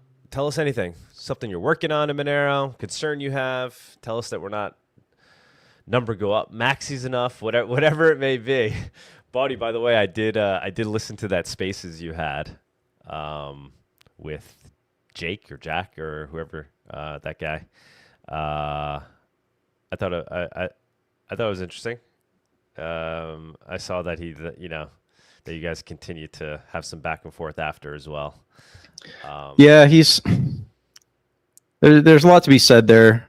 I don't want to. He seems to have thin skin. Here's a problem. If you want to have a real debate and discussion, you don't show up, had a few minutes of technical issues, and then peace out like after 15 minutes of talking, when we only just kind of like exchanged the first ideas. He didn't know what a steelman was, and I steelmanned his position, and I should have held his feet to the fire and been like, yo, I just steelmanned your position. Do it like in reverse. That's the point. So he didn't seem to understand that. Mm-hmm. He did seem to spend a lot of time kind of talking about his community and all the things that he's trying to build. And he had this like very, I don't know. I wasn't, bro, I'm not impressed. You pieced out right when we should have started having a nice back and forth on the actual logic of the thing. It doesn't actually like, and then I was like, you don't understand the history that we've been through and the attacks we've been through for the past 6 years. I was like, tell me about what you know about Monero the past 6 years. He said, well, I don't know. I described something. And then he's like, oh yeah, man, I've been researching the price attacks, or I've been researching that a lot. I'm like, have you now? Like, bro, you just don't have any, I don't trust you. And you're saying stuff like I didn't provide a response. Yes, I did. You might disagree, but don't lie and say that I didn't respond. Yeah, that was annoying. I had to chime in on that because I was like, let me go listen to this. And, not super interested in the topic, to be honest. Obviously interested. I already know the topic pretty well, right? And I think you and I kind of stand in have the same viewpoint there. But yeah, you answered the question. He didn't like the answer. That's one thing, but you definitely gave him answers. If he ever wants to jump up on the show, yeah, we could have him on. Obviously, anybody can jump up during viewers on stage, so he's more than welcome to jump up, talk about it. It's just not that interesting of a topic. It's not that deep, right? Like, all right, number go up. We get it. Like, yes, it will help if somebody's out there getting a bunch of people to pump the price. If he wants to be that person doing that, leading that charge, go do it. But I mean, saying every other tweet, it's going to 10,000, it's going to that, like, that's not that deep. It's not that interesting. Yeah, go ahead, continue on that. I think it's, more interesting to talk about why Monero is a good investment beyond just the fact that it could go to $10,000, $1,000, right? Like that's where you really need to focus on. And that gets to Baldy's point. I don't want to speak for you, or at least my point, which is focus on the utility, right? Focus on how Monero is winning and what makes it interesting and why people should want to grab a bag of it. Because it functions as digital cash. It's the most used crypto for that purpose. Get more people to use it. The more people that use it, the more number will effectively go up. And the meme I've been trying to put out too is more this idea that Monero is a great hedge. It's a great hedge to any other crypto.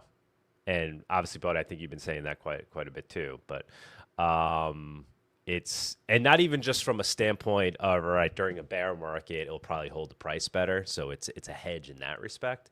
But I think just long term, it is the one crypto that stands to be resistant to being co-opted, and that makes it a great hedge to any other crypto because it's fulfilling that value proposition better than any other crypto.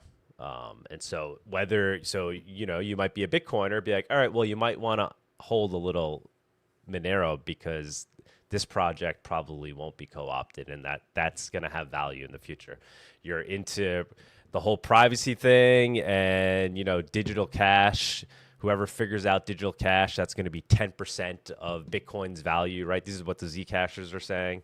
And obviously, I kind of do agree with that overall, like that whether it's Monero or Zcash or some combination of, I could see long-term it being 5%, 10% of Bitcoin's value, no problem.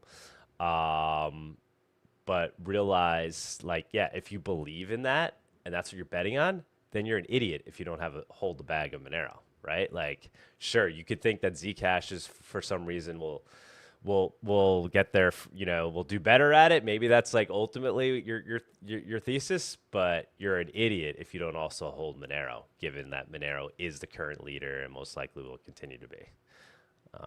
So yeah, I think those are the things we need to focus on. Not just keep saying it's going to go up in price. It's going to go up in price. If you all buy it, it'll go up in price. Yeah. Again, a lot of these people just want fiat gains. They don't care about the digital cash. They don't care about the freedom. All they care about is seeing their fiat bank account number go up. And that's completely opposite from what we as the real Monero community want to see. I want to see my Monero wallet balance increase every single month or every single day or whatever, because if I have more Monero on December 31st than I had on December 1st, that makes me happy. Mm-hmm. Yeah, but there's just kind of just like this.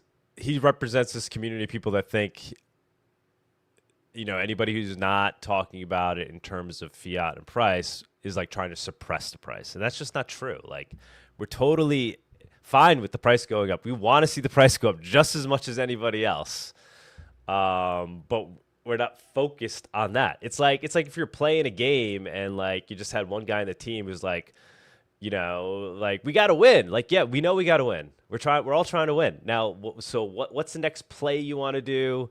What's how are we going to win? We don't win by just saying we got to win. Like, we know we got to win. We all understand that part, and we're all going to be happy when we do win. But we got to talk about how we get there. We got to talk about the utility. We got to get more people to use it. That is the how we win. Oh, see, I'm actively trying to suppress the price because Monero is currently 23% overvalued according to the 6-month moving average, and it should be the 6-month moving average instead, which would be a good steady state. So, yes, I am actively trying to suppress Monero's price. So go sell your Monero.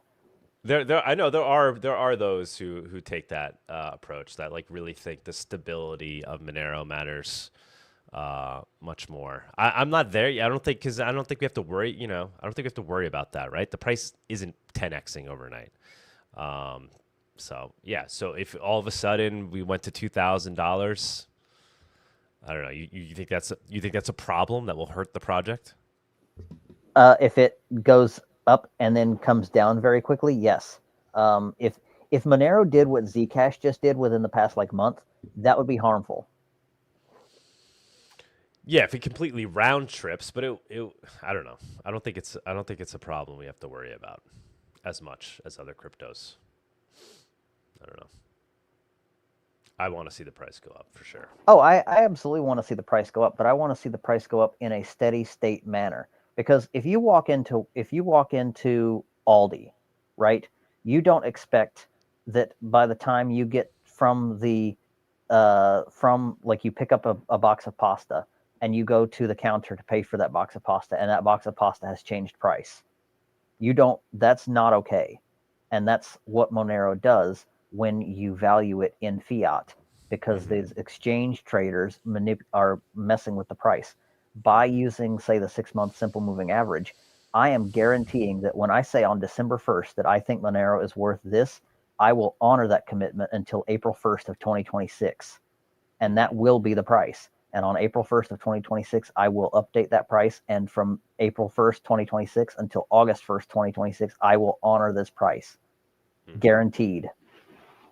No, I get it, but Monero, there's you're always gonna have speculators, right? And so, what are you saying? Like, we try to do things to sabotage speculators and make it so you can't speculate on Monero? I mean, there's nothing you can do there. I'm saying don't treat Monero on a day-to-day basis as a forex. So I don't care about what the dollar euro, like when I go to Aldi and I pick up a loaf of bread, I don't care what the dollar euro price is, because I'm not paying euros in my Aldi. I'm paying dollars.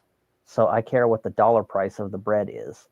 What it does with other currencies doesn't matter to me. And that's the same way I treat Monero.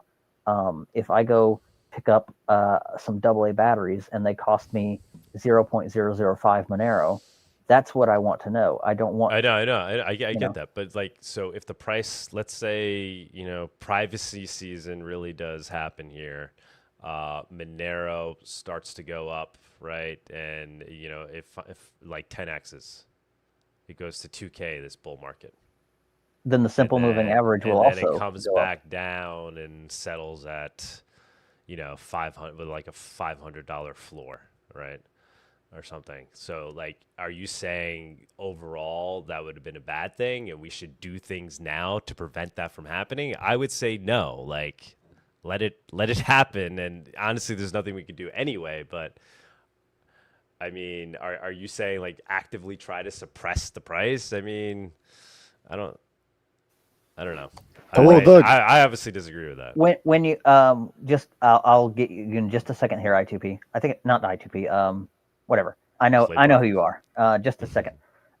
When you price goods and services directly in Monero, what you're doing is you're putting in a floor price, and you're saying, this is what I believe Monero is worth, and I will honor that commitment for this amount of time. So you're putting in a floor. I won't allow myself to break this commitment. Go ahead.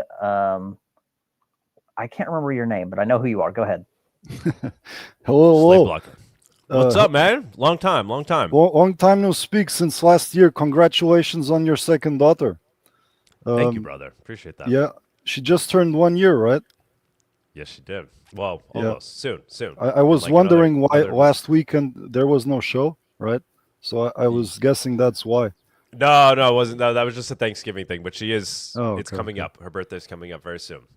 Yeah, and she's. Oh my God, the year went by so fast. And guys, make babies if you can. Make babies if you can. I didn't get here after the last Monerotopia because I was trying to understand FCMP++, and well, I actually have here a .dia file that shows the diagram of the control flow of the Rust code of Luke Parker, and it's so much. And yeah, I think that once Alaskainon asked me, I say all these beautiful things about Monero, but do I actually use it? And I think there are 3 use cases for Monero. You can mine it, you can transact in it, and then you can study it. And of course, you can also talk about it. So that's the 4th one. And I think there is a huge opportunity with AI now to make all these books of Zero to Monero, the new version that will be coming out, I hope, once, because all these tools, they allow us to write chapters really fast, I guess. And explaining FCMP to the noob, it's not that impossible. Like, you can explain any type of math to a noob, and that's a thing that fascinates me. And yeah, that was my rant. So how are you feeling about full chain membership proofs? Have you been following the development closely? No, because I was looking at the code and trying to understand divisors, and then there are function fields and rational functions, and then there three new elliptic curves like the Helios and the Selene, and the ED25519 is going to be like towering, and it's really complicated. Um, like I could share the screen and just like show in the diagram like how complex it is. So I don't really have an opinion upon that. I wrote after that cubic thing like uh, an issue, and thanks Body for letting that issue be there about honest mining. I did that, and yeah. So about FCMP, not so much, but it's called honest block. Signed subtemplates, and I am convinced, because the time that I was discussing and arguing with Kayaba Nerve here, I was alluded that the thing of Elias would be 51% attack resilience, and that was all hogwash. Like, but the other idea I wrote down. We'll probably be able to do that, like because we have the DNS block lists and stuff like that. One thing that is not talked about is the privacy of block propagation. We have like three main pools that mine all the blocks, or four, and whoever propagates that block, like it's not known who it is, and you could say, but propagating a block over Tor is like maintaining the privacy and all that. But I don't think that's that important. And there are lots of improvements that could be done on a networking layer for Monero as far as I see it. But I can always also be very wrong for the right reasons, yes. Speaking of Monero on a networking layer, has any thought been put into the idea of possibly running Monero on Reticulum? I mean, I don't know if it's possible. I think it would be, but maybe that might be an option as well, as running Monero over the Reticulum RNS network.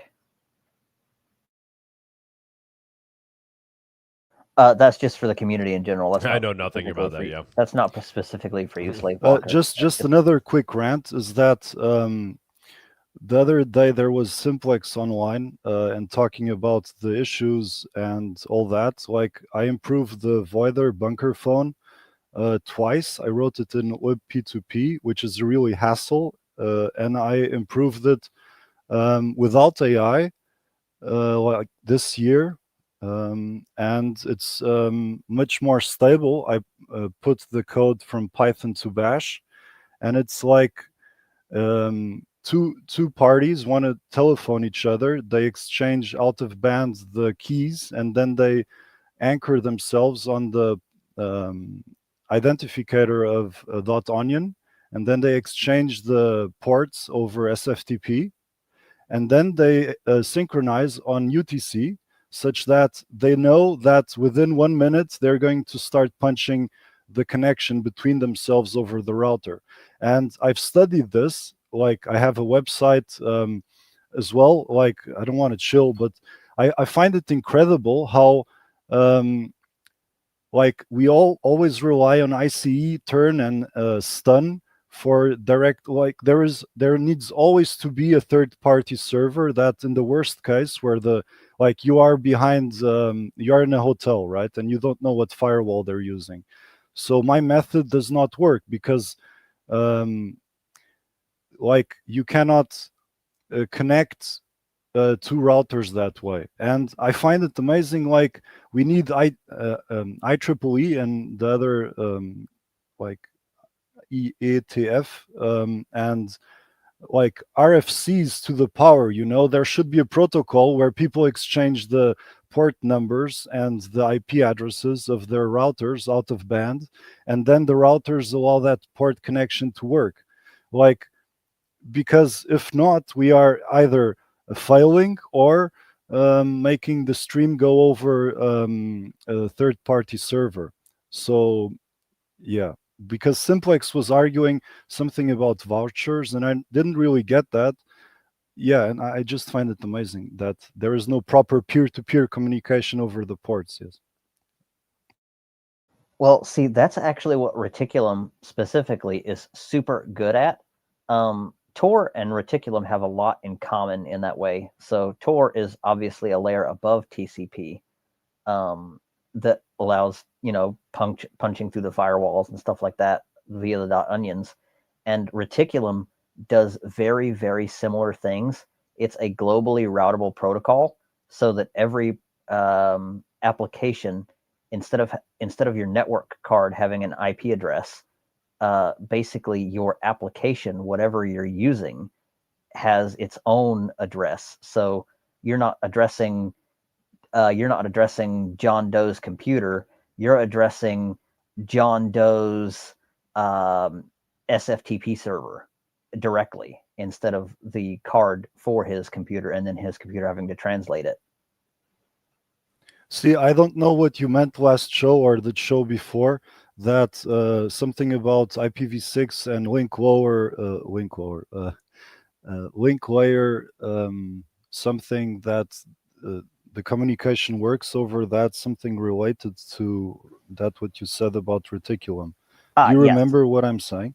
Yes. So Reticulum specifically can work over TCP IP. It can, you can use it over TCP IP just like you can Tor. And so you could have a network, an IPv6 network with no connection to the wider internet, and you could run Reticulum devices over just an Ethernet cable. So you could take an Ethernet cable, plug it into one computer, and then plug it into another computer. And since they have a physical connection, they would establish link local IPv6 addresses with each other. And then you could run Reticulum between those two computers with no internet connection whatsoever. You can also run Reticulum over LORA, over the 800 megahertz or 900 megahertz band without IP at all. I always get this OCD of clicking on muting myself, sorry. But I didn't get that. I have to look into that. The thing is that for my phone system to work, it properly needs to be IP to IP and go over the ClearNet. So I don't really get how that should work. Guys, I just want to play. During the news, I brought up Pavel's listing or tweet where he mentions that now you can rent an apartment in Paraguay. I didn't realize. So the video, it says, so let's watch this video real quick. Con Monero. Les mandamos.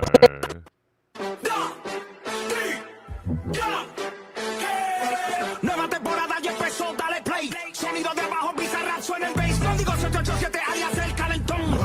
Hola, soy Ivana, soy abogada. Los saludamos de Cake Paddle y Barreta, Argentina.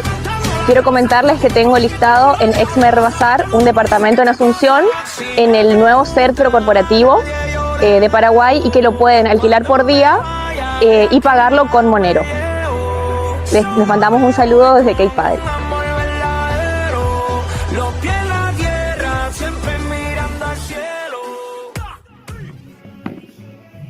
Now we're talking. That's good.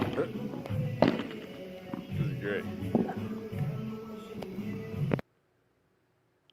So yeah, very cool. So it's actually that girl's the one that listed on XMR Bazaar. I guess she has an apartment in Paraguay.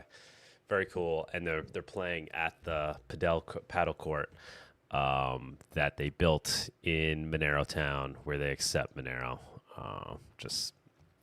I feel like I didn't give that. I feel like I didn't give that story enough credit. That's pretty amazing. That this woman from Doug, in Ibanete has an apartment in Paraguay and she's putting it up on XMR Bazaar. I mean, it's just amazing. Amazing to say. Amazing. Doug, another reason why I wanted to come up is, well, I got a job as an IT guy yesterday, so that's kind of a dream come true. And yeah, I'm still in my 30s. And so the thing is that XMR Bazaar, the version that works after Open Bazaar, like if it's like the thing of Neo, like no one jumps the first time. So XMR Bazaar you could consider as the first, and that's great. My thing is that I am working now at the 3PL for storage and shipping, and I think that would be a natural addition to XMR Bazaar to put like all open source, of course, from my side, from where I could help, because I will have to. I'm doing sort of stuff there, and with shipping and storage. What do you think about that idea? Like, if some, let's say, shortwave surfer has, like, I don't know, like products to store and ship, and there is a warehouse nearby, and he needs that facility to sell his products. Um, is there something like that already in XMR Bazaar? Oh, so you like basically the equivalent of fulfilled by Amazon, where you can pay for storage space in a warehouse to ship and could do it in Yeah, Monero. yeah, yeah. It's That would be cool. fulfillment by another warehouse instead of being by Amazon. Yeah. Yeah, that would be cool. Yeah, I mean that's amazing. That's kind of what I was talking about at the outset of the show when I said I drove by Amazon, one of their centers, and I was thinking about like what would the XMR Bazaar version of that be, right? So Yeah, but there the thing you is go. that it's not a version, and like, I got blown away. I was a prompter like 2 weeks ago. Like, forget it. Like, VS Code with Codex and 5.1 GPT. Like, this is a dream come true. Like, I never worked in programming professionally, and the first time I worked there, it's like being a prompter. It's like a paradigm shift. Now programmers are like going to, I don't know, meditation room, and then they come back and they do 3 questions, and they work more per 3 minutes than in a whole month. So, um, Mm. like, it's a So goal for me to figure out how to implement that within XMR Bazaar. And there's like a framework for that. It's called Laravel, in PHP 8.3 at Lateral least. or something. Yeah. And yeah, it's not rocket science by But, by but this time. but how are you? Yeah. So what do you think? How are you thinking to implement it? You're saying That's it. I these. haven't really Okay. I mean, like. sounds interesting. I'm just not fully understanding. So, what is the opportunity at hand here? Like, how can we take advantage of this? So the thing I'm thinking about is, like, you click on the website, you have Mm-hmm. thousand, I don't know, toothbrushes to sell, and then Mm-hmm. you choose a warehouse, and there is a nuance there, because JTL, which is a system that works with warehouses and stuff, like, makes a list of all the warehouses, and then there is direct competition, where it cannot be that easy, to switch your products from one warehouse to another.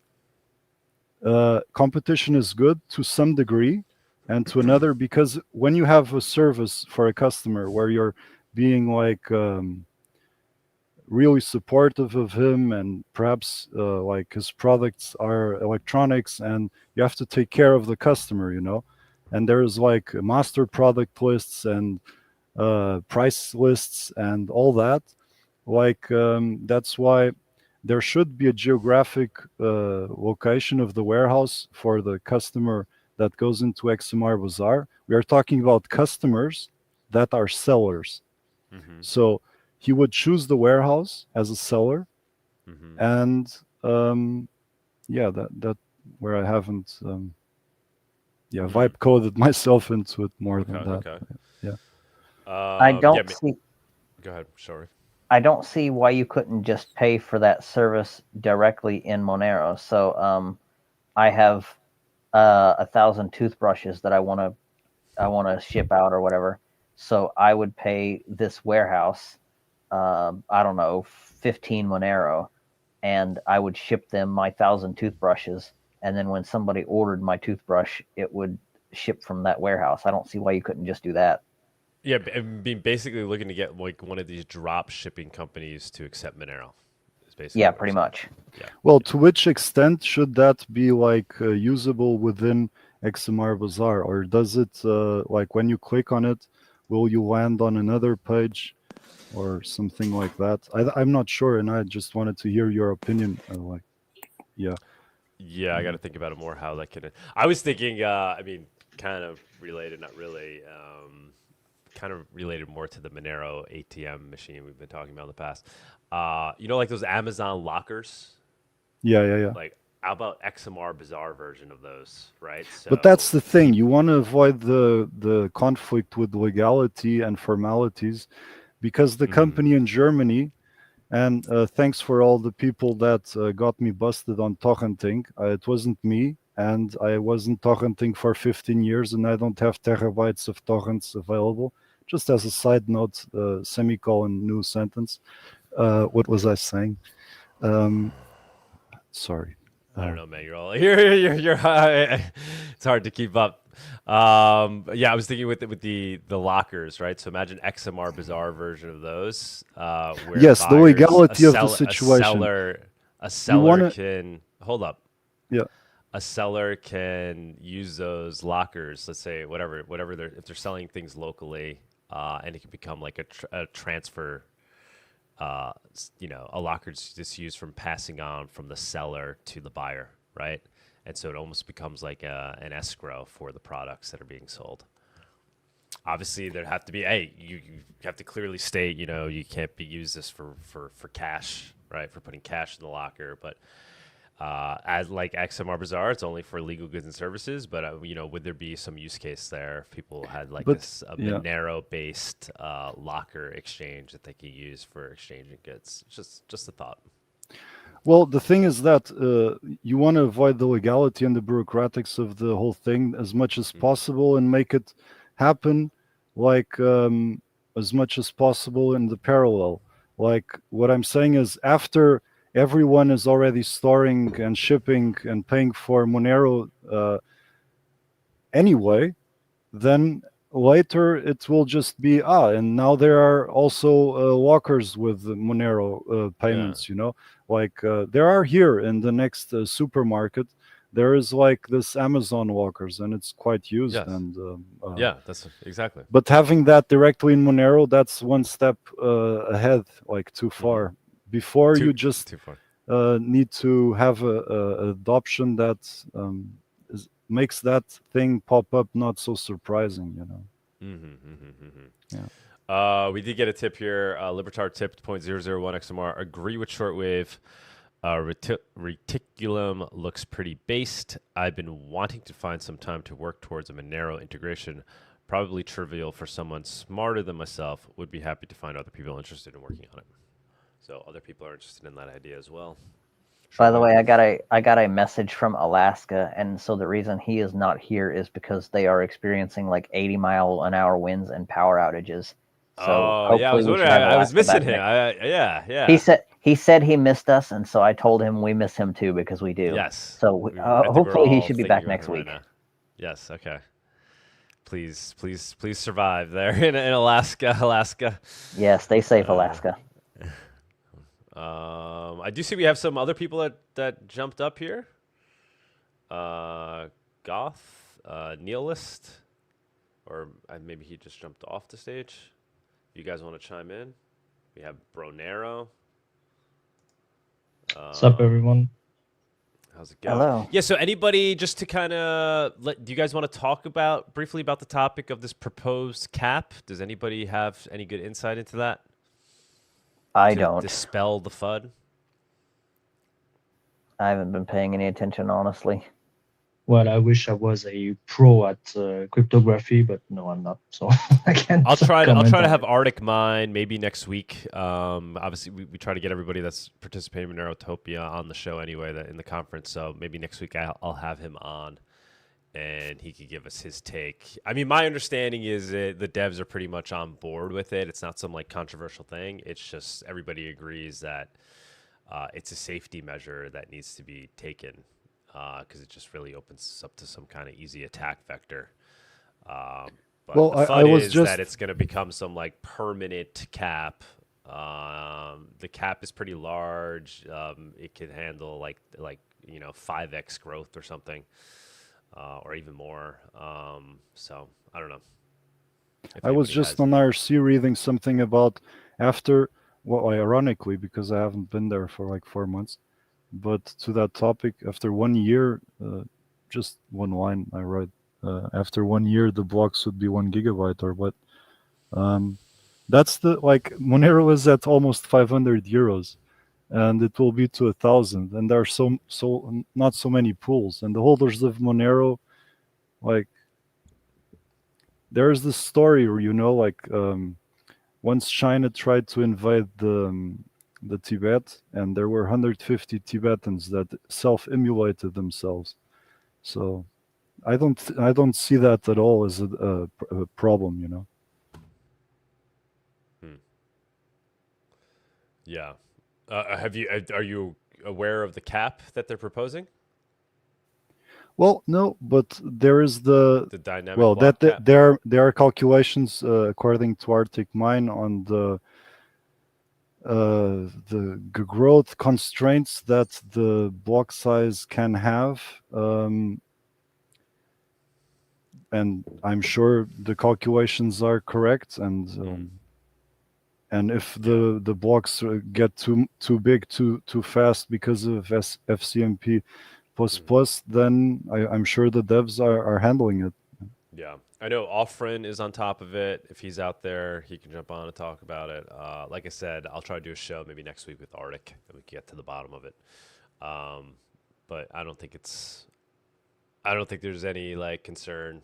It's just devs coming to consensus on the need for this, and all agreeing that it would just be temporary.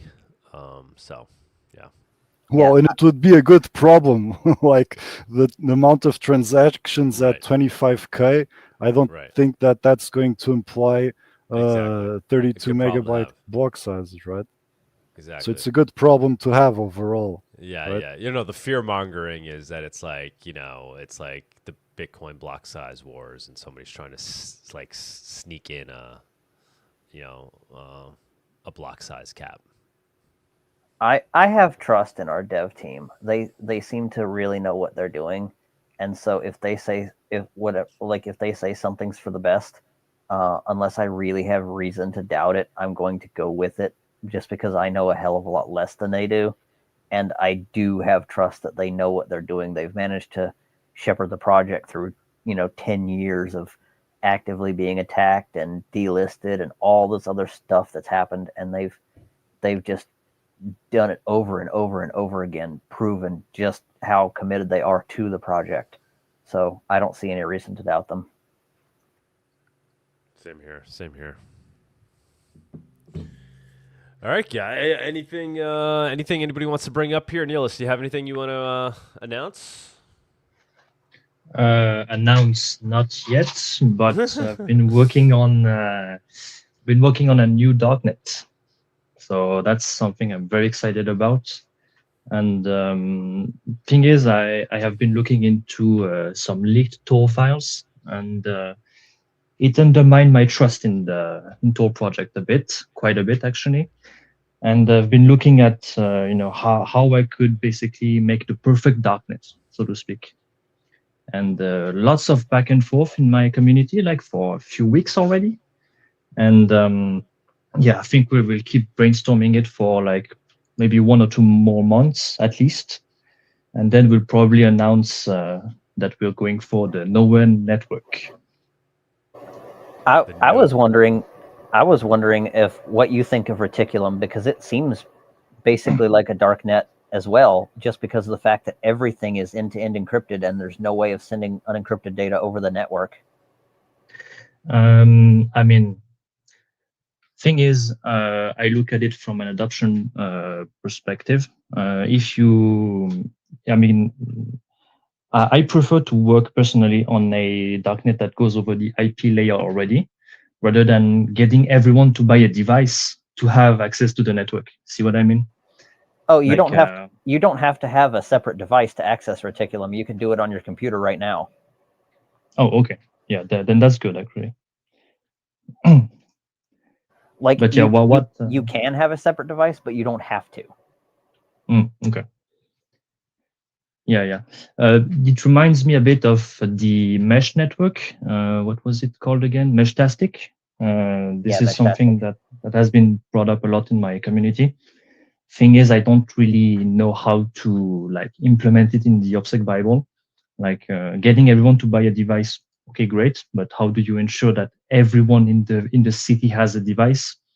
Yeah, unlikely, But yeah, if Reticulum can be used from your computer, from your internet connection already, that's great. Yeah, I'm all for it.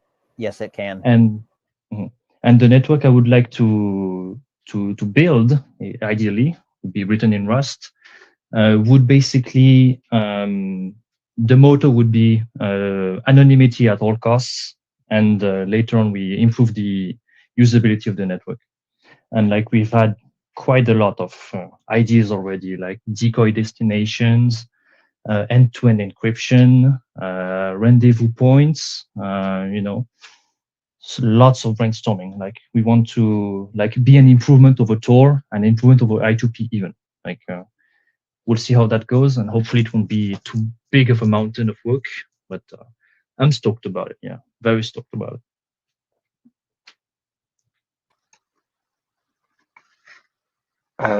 You said, Nihilist, on the, if you can hear me at least, on the Mestastic, that everyone needs a device, but that's not true, because you can operate it like Wi-Fi, Bluetooth channel, so not everyone in the city has to need it, but it would be like an open Wi-Fi network for everyone then. And that Isn't it the logic behind this project to operate without the internet?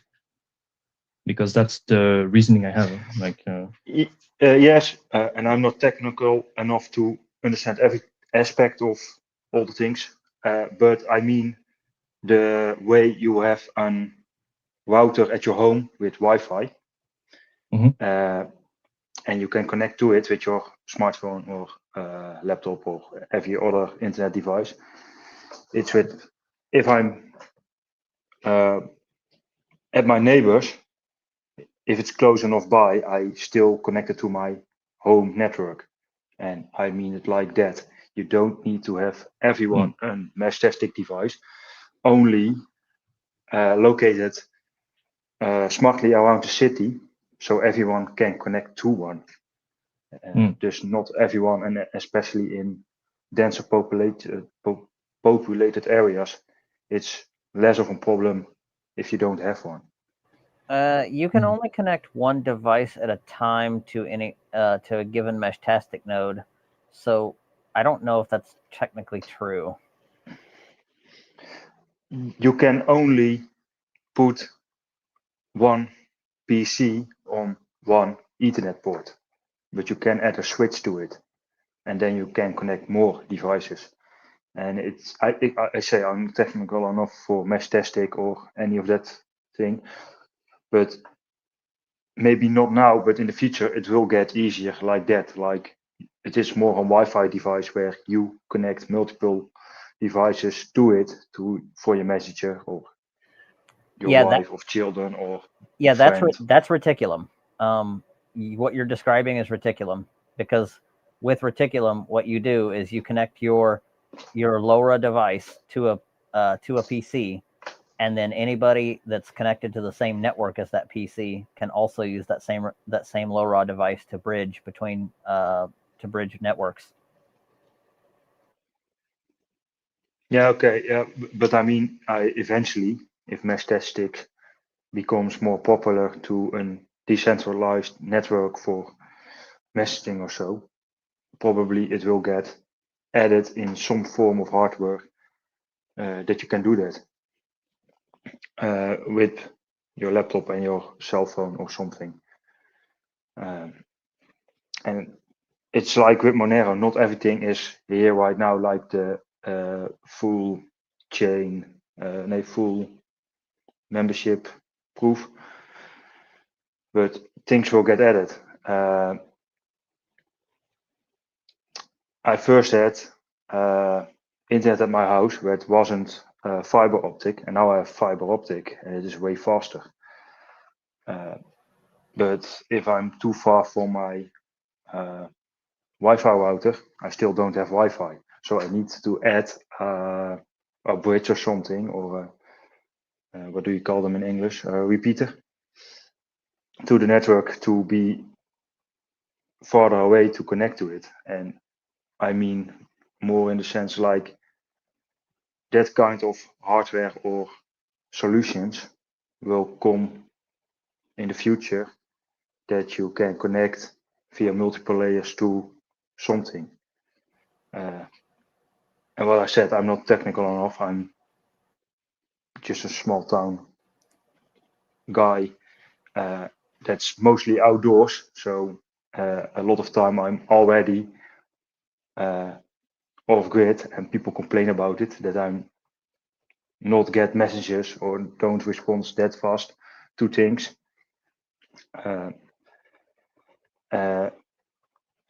And I mean, some of those things are hard because of the problems I already have with the normal internet network. And I mean, Mestastic or the other one you called, they need to overcome all the same things as the normal internet. And on top of that, most people still believe that the normal internet benefits them. They can use it and all that kind of thing. But the moment I want to download something via torrent, my provider blocks it because it's not allowed. Yes, it's allowed. I can just torrent a Linux distro, but I cannot use a torrent site for movies or so because it's illegal. And that's why most people, yeah, that's but most people, darknet, yeah. the most people I know say, yeah, but I have Netflix, so it's fine. Yeah, and what if the movie is not on it? What then? No, What's another time? there's the subtle difference. It's fine, and that says it all, right? If Yeah, you're yeah, I know, passing bytes but from if you're passing bytes from one side to the other, how is that punishable? Like I don't get it, but it's fine. Yeah, great. So yeah, I get the fact that people want to protect the income of the movie makers and everyone involved in the movie, so you need to buy it or rent it like Netflix is. But the problem is, it is very simple for me. If it's not on Netflix and I can download it, I don't watch it. So they don't make any money at all. And if I can download it, I'm not gonna buy a movie because I'm almost never at home. So the argument they need to make money and it's a problem for them, it's not true for the simple fact that a lot of people don't watch or use the service if they need to pay for it. And if they don't use it because they need to pay for it, like Netflix or Amazon Prime or whatever there is, or you need to buy the physical media, then you don't have losses because the people do not use it in the first place. But what you say, it's fine. Yeah, I was a few weeks ago on Netflix, and I don't know which movie it was anymore, but I want to watch it, and I only saw that the later parts were on Netflix and not the first part. So I was looking for a way to watch the first part, and most people say it's fine. But what if you want the whole trilogy or the like Harry Potter is 7 pieces, I believe. What if only 4, 5, and 6 is on it, and 1, 2, 3, 4, and 7 is not on it? What you gonna do then? Well, for me personally, I like horror movies. For example, Hereditary and Speak No Evil or Red Rooms from 2023. There is a great movie festival called Motel X, onde o terror está em casa in Lisbon, and like you get the catalog of their website of the horror movies on that festival, and you cannot like just buy it or see it because it's like, I don't know, indie alternative from Kansas or something. And it's a great movie and it's going to be a blockbuster in 1 year or something, but no one has ever talked about it yet, you know. Got a question for you guys. When you're using a darknet like Tor or I2P, what is the main feature that you think is missing? Speed. Because speed, yeah, bandwidth. Speed and a search engine. Like search engine, yeah. I could deal without the search engine. It would be helpful, but the speed is the big thing. When it takes me 20 seconds to generate, like to do the RPC calls back and forth to my Monero node to make to build a transaction, that's a problem. Yeah. One I would feature say want to have. say quality of service. Like for me, I need no interruptions, like low bandwidth, but definitely the quality of service that no packet goes into like failing. Yeah, because right now what I have brainstormed so far on the NOAA network project, for instance, the bandwidth wise, I tend to make basically clients solve a POW, like a random exchange, to be able to send like let's say 1 gigabyte of traffic to nodes basically through the network. So that's like something I intend to make a reality, like allocating bandwidth based on like real clients, and that way you make DDoS across the network, like taking unnecessary bandwidth over the network. Like the goal is to make it like costly to make on the CPU directly, and ensuring usability on the whole network. What was there also? There was also, the network that I intend to build will try to protect as much as possible from cyber attacks. Let's say you have a state adversary that tries to run as many nodes as possible to, take over the network and de-anonymize everyone. And the idea is to have a network that, and with a protocol especially, that makes it as hard as possible to conduct these attacks, basically. My Almost question, impossible, but yeah. My question to you is, will this protocol be able to run over anything other than TCP/IP? Because right now the biggest choke point is we're going to have digital IDs in a few years, and you're going to be required to give your digital ID to sign up for an internet service provider. Right now, I have to pay monthly a service fee to my ISP, and they can say, no bueno, we're cutting you off, and there's not fuck all you can do about it. And so right now, if they did that, I would have to go to McDonald's and use their Wi-Fi to get on the internet. So is there going to be a way to run this protocol without TCP/IP? That would be a next, like after the protocol is created and the network is up and running, that would be a priority for after that, I think. Yeah. Okay. Well, what I would say, Nihilist, would be that the rendezvous points, like if you have like that's also in the honest walk sign subtemplates. If you have I connect to, let's say, 8 other peers, right? And I have their identifying public key that signs whatever they're sending to me.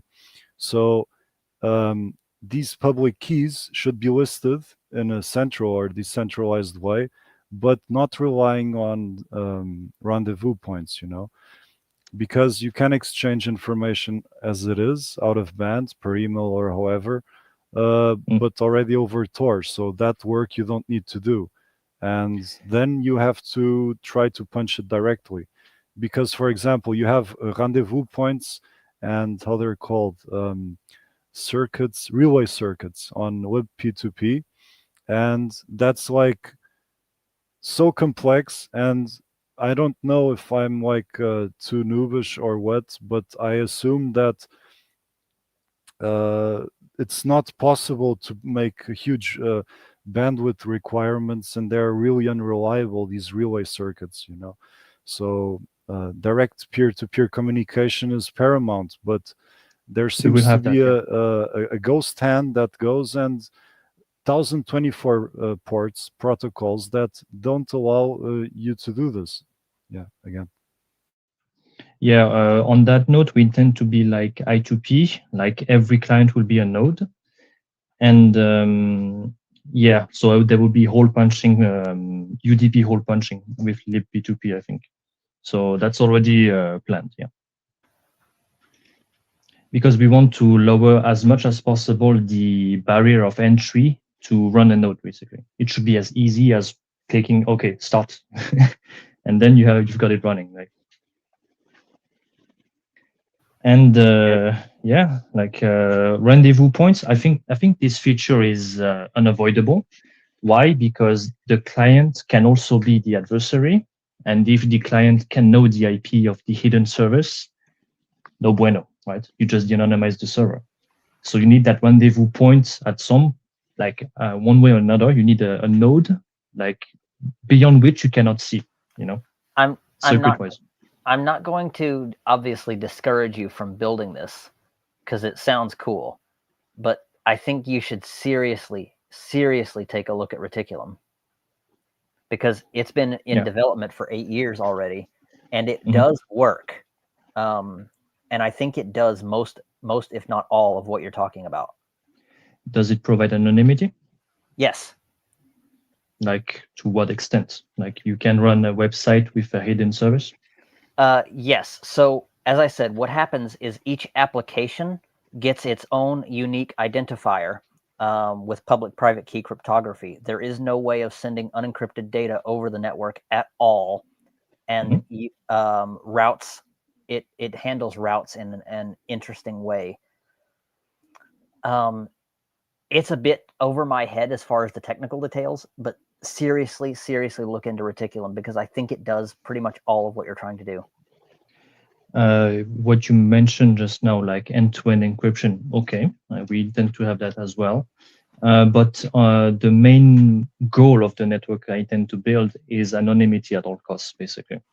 Making it literally almost impossible, or ideally impossible, for an adversary to, like, who controls like 99% of the network, let's say, they cannot de-anonymize like anyone in it. That's the main goal I want to have. And I believe Reticulum can do this. To the best of my understanding, Reticulum can do this.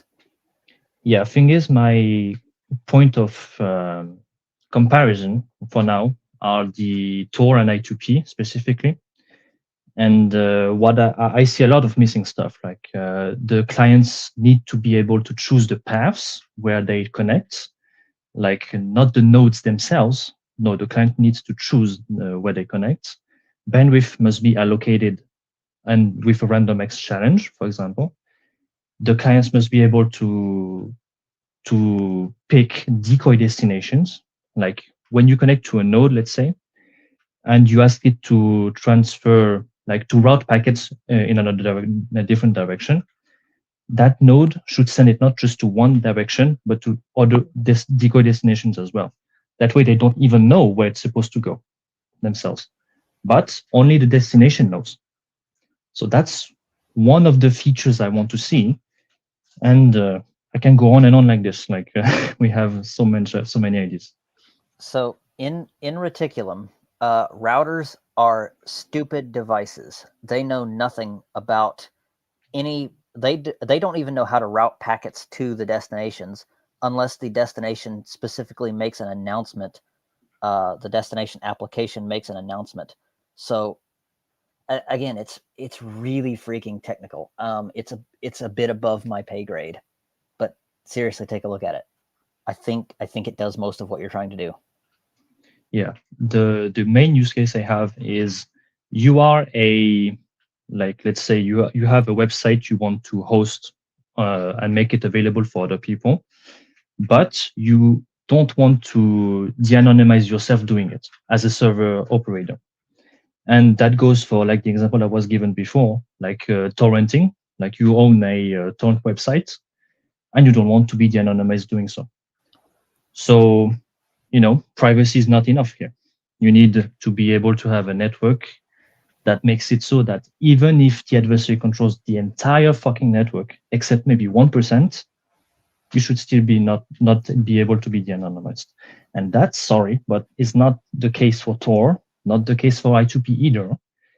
So yeah, we're looking into how to make I don't want to be rude, but that sounds like a pipe dream. Like if a torrent website is really just by listing torrents being liable for it, because if you are the cops and you want to find it, then you are just going to trace the packets, right? There is pinpointing and hairpinning and what else, like there will also be traffic padding. So we will make sure that all connections look the same. We will make sure that decoy destinations are long-lived.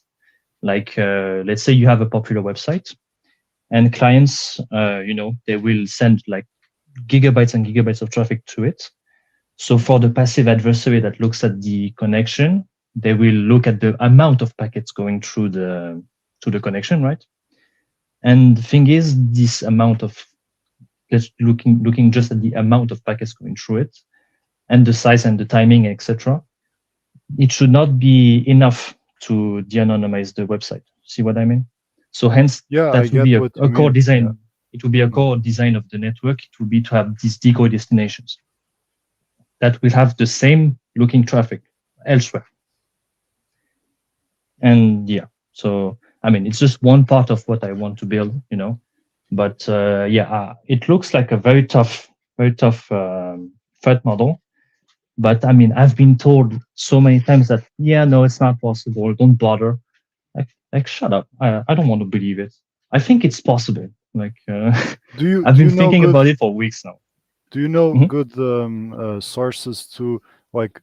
I don't understand the Tor protocol at depth, for example. So even though I understand what you're saying, do you know good sources to like a mini booklet or something that explains it really well? For Tor specifically, they have their specification. That's spec.torproject.org, I think. And that's where I basically look to understand in depth how their protocol works. I2P, they have documentation as well. So I look through that as well. I mean, it's best to look at the project directly rather than how people perceive it, because they may misunderstand it. So yeah, that's what I would recommend, the official sources. You said and Shortwave also said that if the network is controlled entirely, they can block everything. But what Shortwave said is, like, now I pay for my internet and they can stop that. But in the country I live, I can't anymore in the European Union of Soviet Republic. You can't even get a mobile phone plan, and I don't know for sure about normal internet anymore without your documentation, government documentation, to prove it's you. And this week they have in the European Parliament accepted the chat control law bill in a weaker fashion. But if you read it, and I did not really read it, but just took some snippets out of it, and it's not forced anymore, but everything is like they gonna keep the chat companies like WhatsApp and Signal liable for the messengers, so they eventually will implement it if they get sued for it. So it's getting harder and harder to get those things where I live. And what I said, they block a lot of torrent sites where you can find the torrents. So it's harder and harder to get through all the loops to find them. And it's every day a single step toward closing the normal network and make it harder for people. So, go ahead. Sorry. No, you can talk. I was just going to say, Nihilist, I put the Reticulum official website into the private chat here on StreamYard, and so they do have their specification. So you might want to go take a look at that as well. Yeah, they would be able to explain it a heck of a lot better than I can. That's for sure. Yeah, thanks, Simon. I'm looking at other projects, network projects that like talk explicitly about threat modeling and anonymity specifically. That's what I'm looking for. If they have the same on the documentation, I will look into it. Yeah, thanks. But yeah, in any case, I'm really hyped to get this to work. Like, and we intend to write it in Rust, by the way. I want it to be performant as possible, and ideally being an improvement over Tor and I2P, especially on the bandwidth side. I will be very careful with that, and we'll see how it goes. I mean, still brainstorming it though. I mean, we need to get the clear picture of the whole thing before we go for it, because I want to get it right too. Yeah, and I don't think it has to be. I don't think it has to be fast. I think it just has to be faster. 500 kbps is not good enough in today's world. As I said, if it takes me 20 seconds to build a Monero transaction over Tor, over the RPC, if I'm standing at a cash register, that's too long. Yeah, I mean, I'm aiming for at least the Tor performance. Like it should be at least that, not below. Like in latency, in bandwidth. I mean, bandwidth. Come on, like we can do better. And I mean, at least those two. I mean, should be better than Tor. That's what I'm aiming for. Yeah, because I found I2P to be worse than Tor. So I think I don't know Tor what can they messed have up. a higher speed if it's like I2P, that everyone that uses it also is a router that can, I think, quickly help to get more nodes out there to get a faster internet. But also a problem, what I say from the search engines is not the typical search engines. I meant like Duck and Brave Search, but sometimes it's very hard to find the specific thing on the dark web what you need, and then you need to hop through forums and that kind of thing. And if it's more like index, like a book, it can help to find some things if that more centralized. No, I mean, it's a tricky topic because the design currently with Tor specifically, with hidden services, it's in the name. They are hidden services. Like it's intentional that you're only revealing the address of the website to specific users and not for the whole world, you know? So in that sense, that's why I created the Darknet Lantern project. It's to like you have to look at it like a cave system.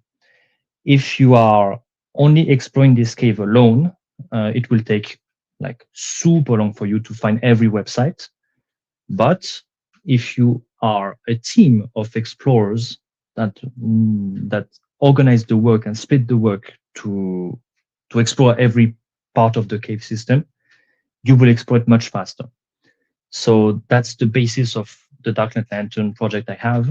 You run a node, you join the team of workers that are here to explore the dark web, and you list websites and you keep listing it, and everyone benefits from everyone listing the websites.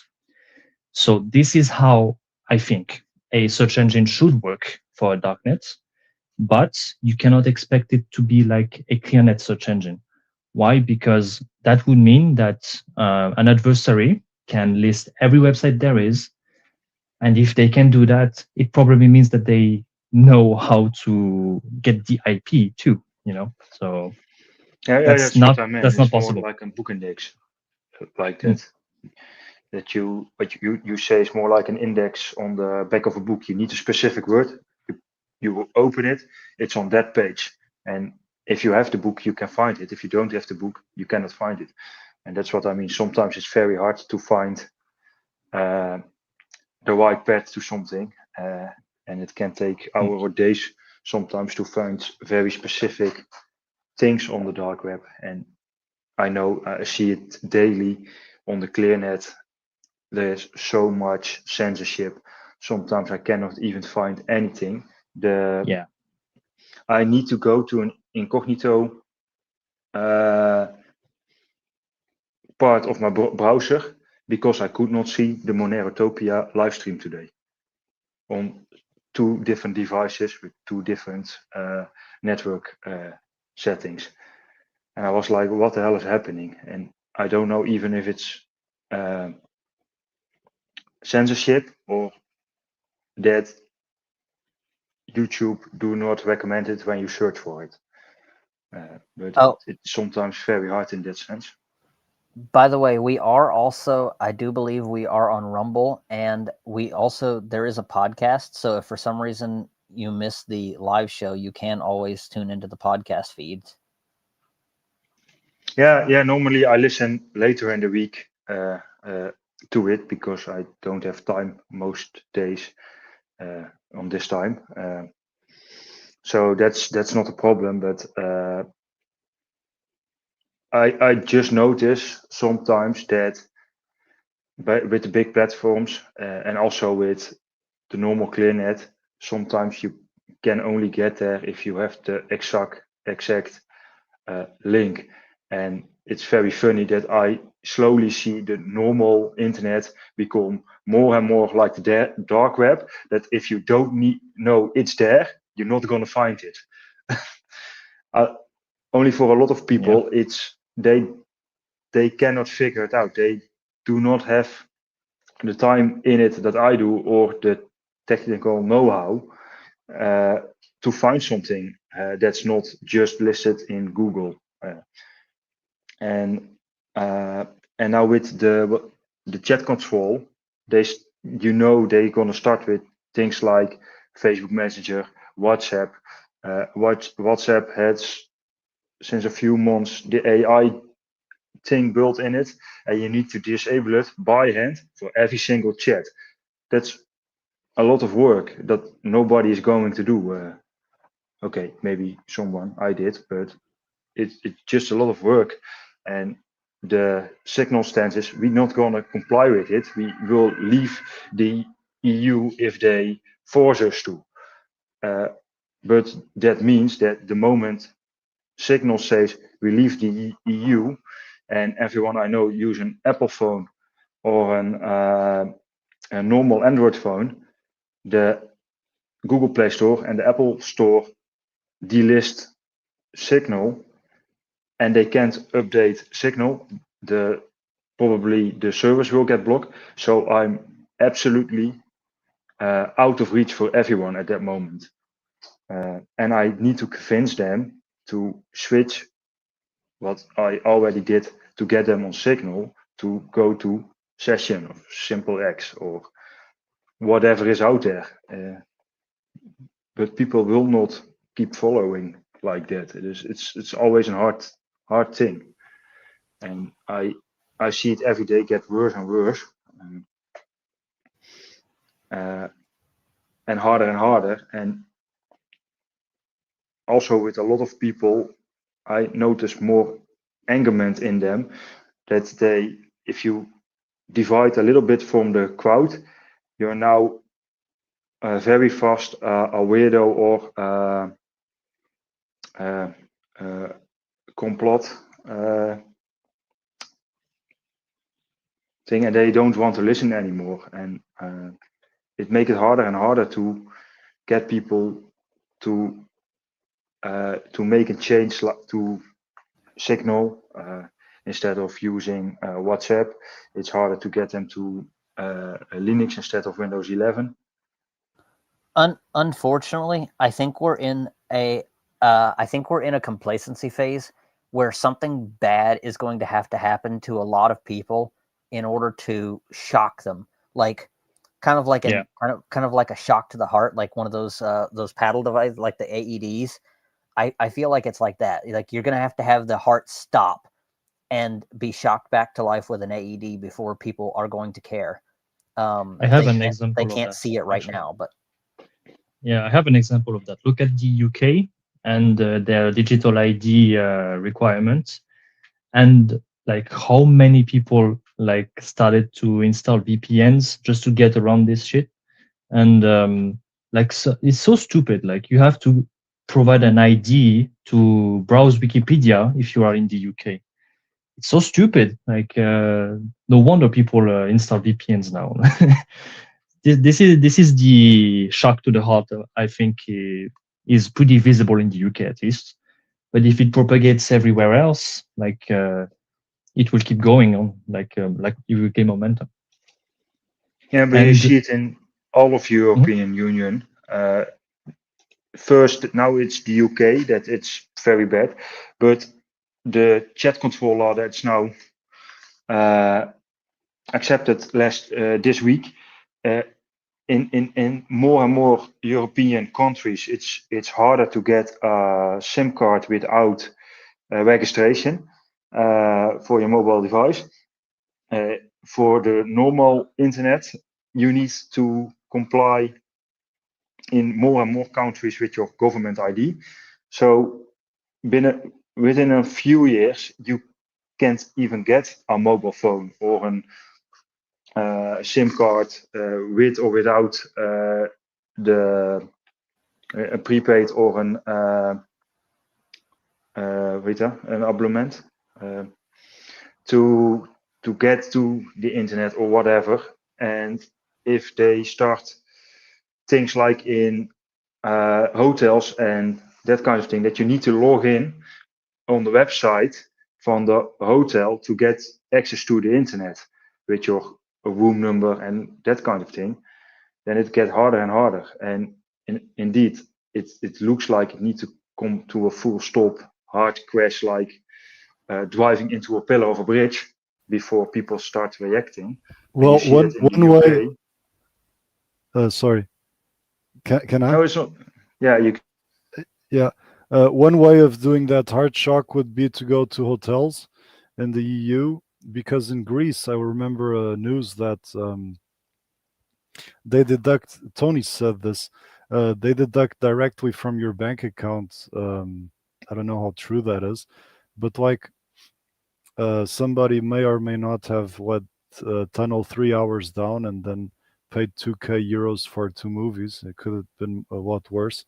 But if you don't like someone, you go to their house, you put a small Raspberry 0 or 1 there with the latest blockbusters. The guy or whoever gets like a fine of 10 grand, and you do that all across the nation, like in an organized effort, and then it's going to be too much. Like, and these people, they make lots of money of suppressing other people's freedoms.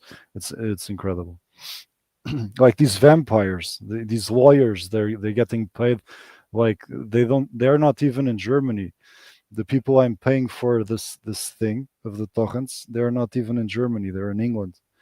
And what I suspect is that they get the hash of the file of the torrent and they upload it themselves and check then who is the counter IP, and then they check the IP. If it's German, then you're screwed.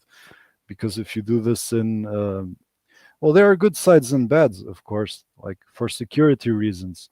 Also now with the rise of AI, where anyone can build like really like dangerous shit. I'm always split upon that thing of being anarchist or not. I always think there's going to be a government. So, yeah. In Europe, you need Meshtastic because even though you can't like call or use the internet with it, at least you can text, and you do not need a SIM card or a mobile phone plan. You can have your phone in airplane mode except for Bluetooth.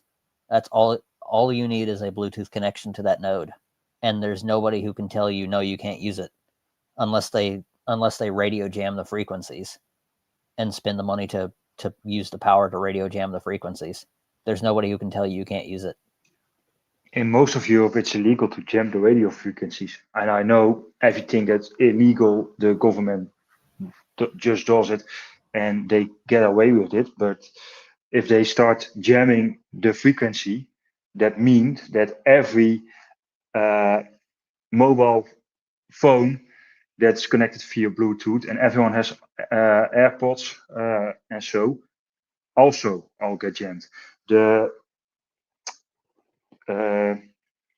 changer for your TV to change the channel also will get blocked with all that kind of stuff. So they cannot jam just you.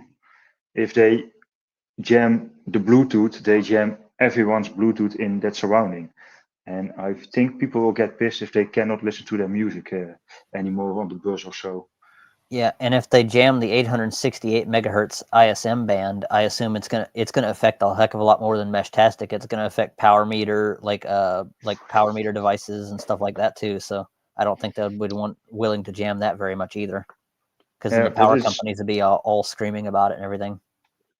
yeah, that's also a problem. But it's like, look at a soldier. He has his rifle, but most of them have still a pistol as backup for those few situations. And I think we should layer it like that. The main line outside now still is your normal internet. And one of the things to get around it is a mass testing network or an I2P network with Raspberry Pi or something. And if you lay it like that and ham radio, they can only block so much.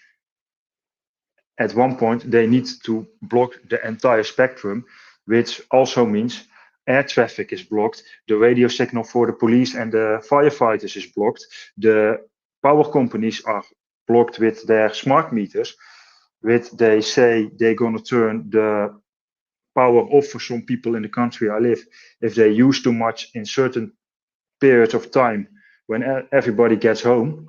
I think a lot of people will get pissed about that when they find out that their heater is out or their cook plate will not work instead of the gas.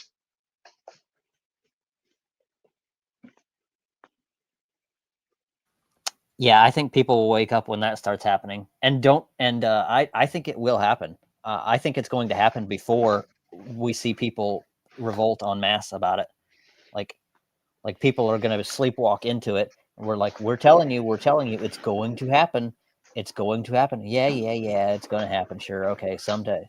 And then it's going to happen, and we're going to be like, well, we told you so, didn't we? There is an even there is simpler. a smart chat here. I don't want to miss it. I wonder how is AKAnon paying for goods and services without power? Smiley face. Yeah. My comment is I think he has a flat rate. I'm betting that dude has like silver ounces and gold backs, dude. I think Alaska's just fine.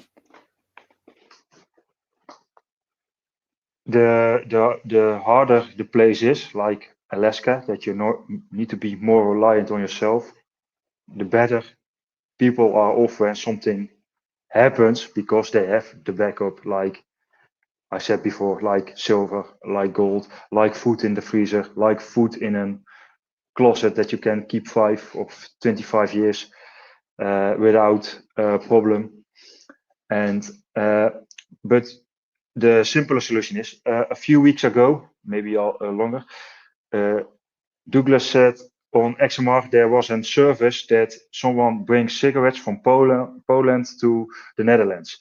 And they were like, maybe, don't know why, but it's very simple. In some European countries, the goods are so expensive. The benzene in my country is like €2 the liter. That's about $9.60 per gallon. And in the country over, it's 50 cents cheaper the liter. And it is for me a very small drive. And you see it that a lot of people go to different neighboring countries if it's cheaper to get gas, to get cigarettes, to get their food, because some of them are so freaking expensive. And you hear it, and on the podcast Diary of a CEO, I believe it was last, someone said, yeah, the taxes for the UK government, they want to get from rich people was, I believe, 11 billion less than they expected because all those people did not pay the tax. They just left the UK. And you see it here. The government complained about tax loss because people shop in the different countries because it's cheaper to drive 100 or 200 kilometers and get everything for that month, from cigarettes, alcoholic beverage, your normal food, gas, than it's in your own country. And if it's a short drive, you can be a proxy service. So you said that was 50 whatever cheaper, like 50 cents cheaper in that other country. You can drive over there, you can buy a lot of it, and then you can mark it up by, say, 10 cents. You can sell it in your country for 40 cents off, and it's local to the people, so they get 40 cents off, and you make a 10-cent spread. Yes, people do that, and that's what the Polish guy probably does. There are a lot of East European migrant workers in rest of Europe, and because the countries in East European are cheaper, they take cigarettes with them on the travels to the West and sell it here for more than they pay in their country, but a lot cheaper in the neighboring country. It's a lot cheaper because in one of the countries next to me, cigarettes are 10 euro cheaper for the same pack as in my own country.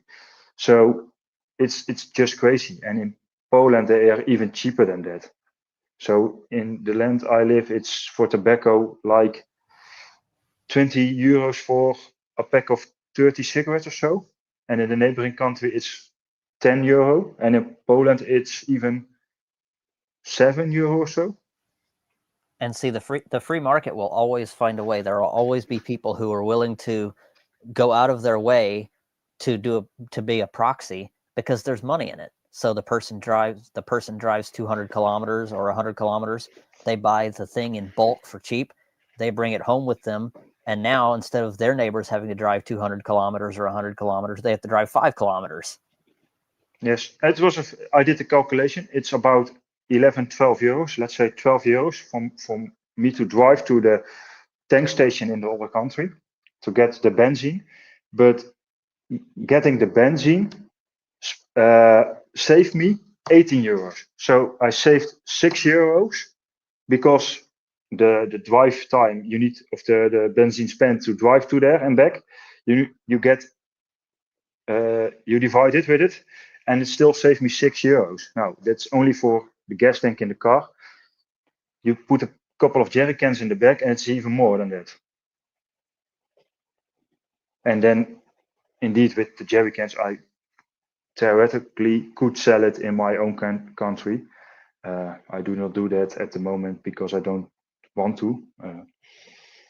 But it is, yeah, you see things fall apart, and then we get even scared of, Rusland is going to invade the EU. First of all, Rusland or the Russian country is a country. That country does not do anything. And I don't believe Putin or the Russian army is strong enough to invade the entire European continent, because you see them, they are busy for 2 years in Ukraine and they only have less than half of the territory.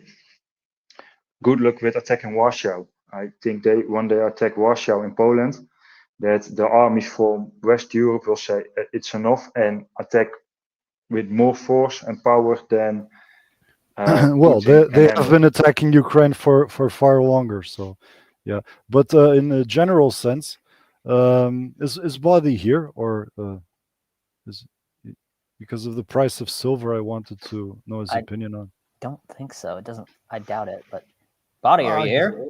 Yeah, I'm here. Oh, okay. Hello, sir. Howdy. Hello. So Silver, actually I realized that thanks for letting that issue on GitHub there, and I'm not paying no parking fees. Thanks. I wrote an issue on GitHub. I wrote an issue on GitHub, and you liked it, so I know you have seen it at least. If you have read it, I don't know. On your Monero simulator. Oh, okay. Yeah. Yeah.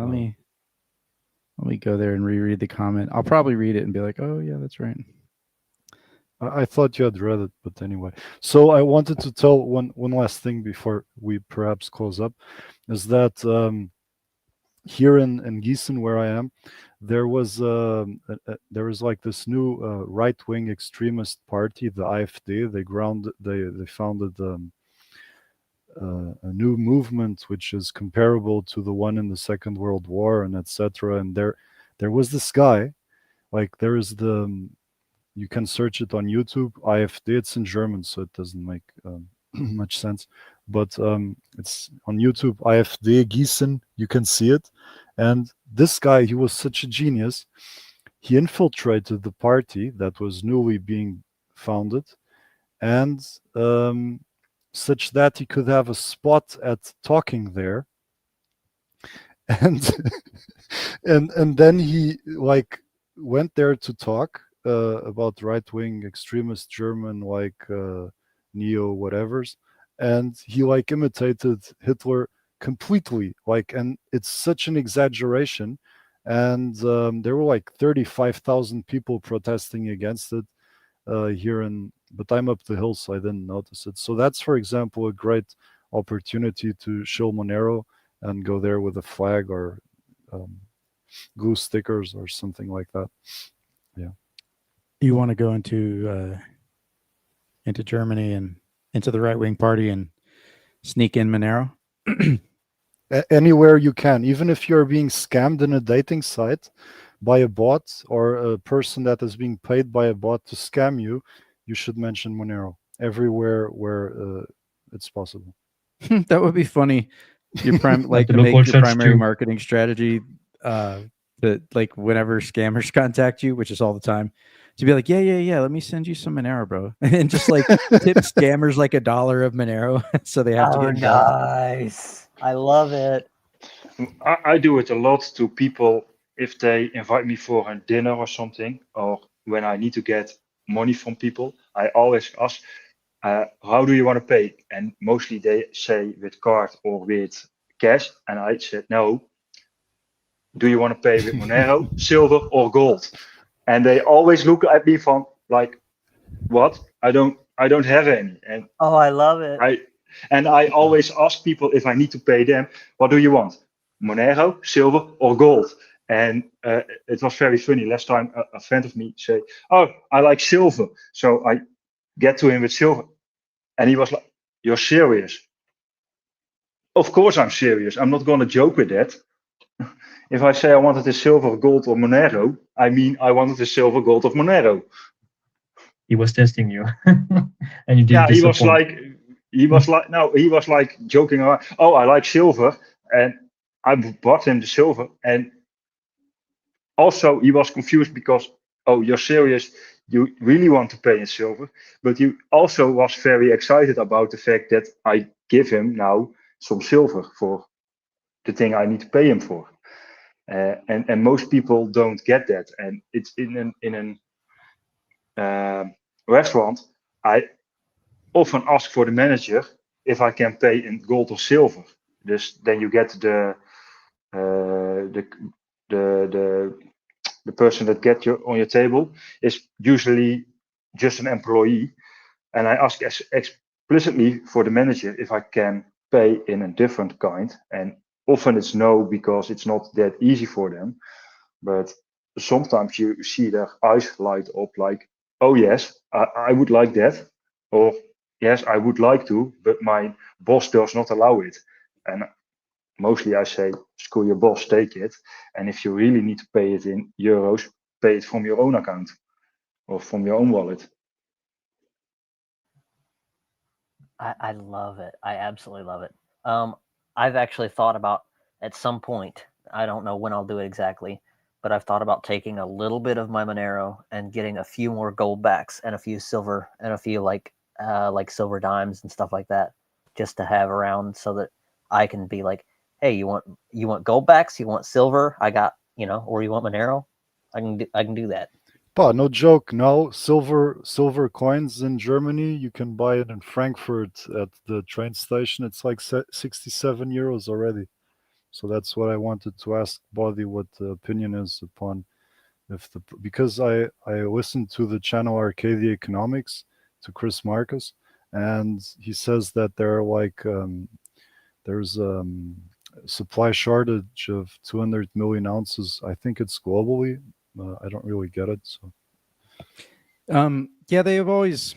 That's kind of on the price report. I was like, yeah, there's always the narrative about, the sea change and the gold is taking over. And I've heard for years and years and years about the supply shortage of silver, and I'm not sure how much I believe that. Like, there's always kind of vacillations that happens on COMEX and on the like LBMA and these bullion markets where they've only got like 1 ounce for every 100 or sometimes 200 ounces of paper traded in those markets.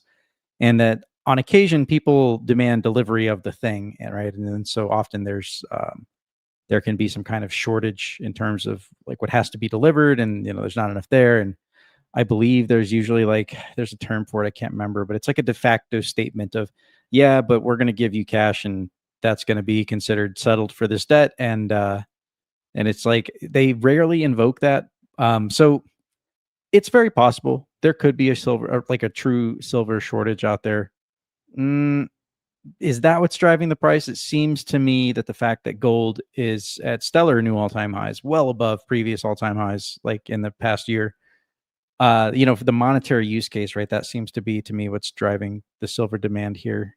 And we have traditionally seen silver should massively overperform gold, and it might have already started to do that. Like silver's already making new all-time highs as of the past week. And it actually, I missed this on the price report. Probably I should have covered this, but silver busted through up to 54, which was beating its previous all-time high. And then this past week, it went up even higher to almost 60. Yeah, so 59.40 or something. Yeah. Yeah. So silver's already like moving pretty big. And that's also another reason to suspect that gold should also continue going higher. It's also the beginning of a possibility that we could be headed towards a blow off top, right? Because that's what happens. The blow off top happens as silver surpasses gold in performance and then does crazy X's. And I mean, of course it needs to happen. Fucking silver being $50 in 1980, it shouldn't have taken 45 years for it to make a new all-time high, but that's just how good they were at demonetizing it. Well, but you said that the monetary usage is driving the price up, or did I misunderstand it? As I understand, the the retail buyers are not pushing the price of silver, so it's I don't, and it probably is a difficult question, but that there is that 15-to-1 ratio that like banks don't make. For banks to buy silver and hold it, it's like that capital, like E.B. Tucker says, like they don't make profits on it, so they don't do it. But we can. If a bank buys 1 ounce of gold, takes 2 years to go to 4,000, I don't think that's like, hooray, great for them or something like that. But for us retail buyers, we can play that game. We can stack and stack and stack.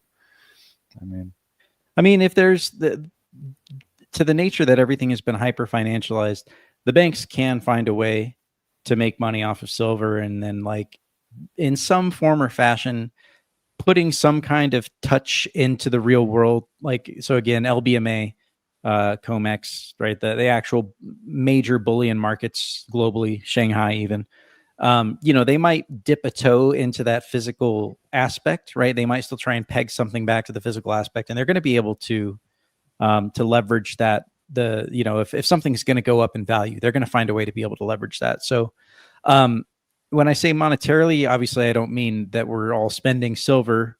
I just mean that like people thinking of it in terms of like as a monetary store of value, as to buy coins for speculative purposes, as opposed to the industrial use case for silver. So you're saying that the retail price is driving the price higher? It's a component, like that. There's no doubt about that. But again, like the big five banks, those guys, there's no doubt that they're also part of driving the price. It's also sort of just a byproduct of gold going higher. And that 15-to-1 ratio, do you think it's going to, like, silver goes to 100 and next year or something? Silver could easily go to 100 next year, but that would only put it at like a 36-to-1 ratio. Let me take a look at the chart here really quick. Nah, 15-to-1 ratio 3 times. That's 2011, 80s, and I think in the 20s or something. I'm not sure. It looks like 1968, in April of 1968, and then like January 1980, and then 2011, obviously. But even the 2011, so you're talking about the gold to silver ratio, which is 30, right? In May of 2011, or maybe that was April.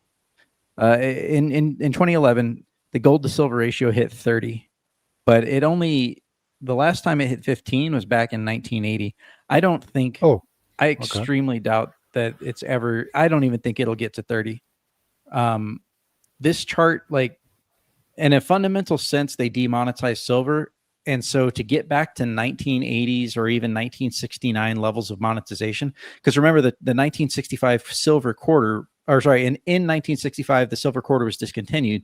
So you need 1964 or prior. I believe that's correct. Maybe I have the year one off. Maybe I have a one-off error here. Okay. Or off by one error. But we're never getting back to that level of monetization usage as we had in 1969 or 1980.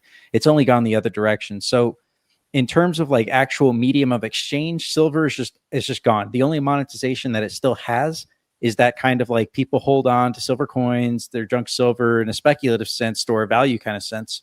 But the actual like market cap for medium of exchange is gone, which significantly removes the the potential for that ratio to correct back to something as low as 15. Well, Peter Schiff is now supposedly going to Dubai and going to talk about, or Abu Dhabi or whatever, in that conference about his perhaps shitcoin to peg. Did you see gold, that Peter gold tokens? Did you see that Peter Schiff thing where they handed him a bar of gold or whatever on television or on the podcast or whatever? No. Oh, I saw one meme about that, but I just had to intuit what might have happened. The clip was that they were talking, and he's like, "I got this thing, 1 kilogram of gold, and it's Austria, Hungary, and it's got 0.999 fine and a serial number on it." And he hands it to Peter Schiff, and it's like, "Yeah, this is kind of heavy." And he's like, "Now, is it gold?" And he's like, "Well, I don't know." It looks like gold. That's a pretty good antic. It was hilarious. Yeah, that's pretty good. Like, really, really well played. I have something to say to Shortwave, by the way. Before you told me to check out the Reticulum network, I've been looking through their documentation just now. And let me quote something for you. They say, in general, it is recommended to use an I2P node if you want to host a publicly accessible instance while preserving anonymity. So they do mention the initiator anonymity for that Reticulum network provides, but that just means that you can participate in the network without revealing your identity. That does not mean the network provides anonymity. See what I mean? Oh, okay. Thank you. Yeah. So my goal is to be like a competitor to I2P. See what I mean? So yeah, that's the goal I'm looking for. Okay. Yeah, so we were just it was just a misunderstanding then. Okay. Yeah, it's a bit different. Another thing. There was the question a couple weeks ago how to solve the problem of putting an ATM machine in Monerotopia. I think paying off some corner bank and putting it there for a year is perhaps the best solution. And because in Mexico they're not so strict about regulations. If you wanted to put an ATM machine here in the Deutsche Bank or Volksbank, you probably get shot or something by the police. But in Mexico, I think it's doable. Yeah. All right, guys. Well, should we go ahead and end it here, you think? Sounds good to me. Yo. Douglas?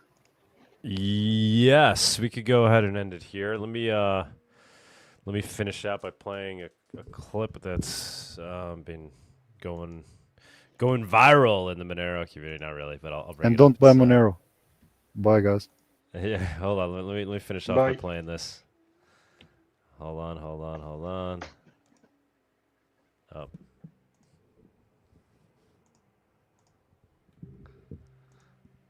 What'd I do here?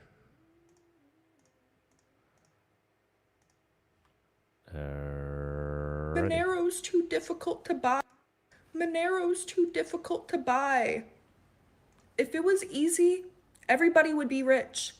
The reason 99% of people are broke is because it's difficult to get rich. If something looks easy, you should be avoiding it at all costs. Buying meme coins on Robinhood is really easy, but go do that and let me know how it goes. Bitcoin was extremely difficult to buy and understand in its early days, so by the time Monero becomes easy to buy, it's too late. Monero's too difficult to buy. If it was easy, Nice. everybody would be rich. The reason 99% of people are broke is because it's difficult to get rich. If something Shit, a looks good point. easy, you should be avoiding it at all costs. Buying meme coins on Robinhood is really easy, but go do that and let me know how it goes. Bitcoin was extremely difficult to buy and understand in its early days, so by the time Monero becomes easy to buy, Tendrás cenizo el pelo, pero serás más hermosa. En la Candelaria cuando llegará. En la Candelaria cuando llegará. En la Candelaria cuando llegará. Cuando llegará, cuando llegará. En la Candelaria cuando llegará. En la Candelaria cuando llegará. En la Candelaria cuando llegará. Cuando llegará, cuando llegará. En la Candelaria cuando llegará. En la Candelaria cuando llegará. En la Candelaria cuando llegará. Cuando llegará, cuando llegará. En la Candelaria cuando llegará. En la Candelaria cuando llegará. En la Candelaria cuando llegará. Cuando llegará, cuando llegará.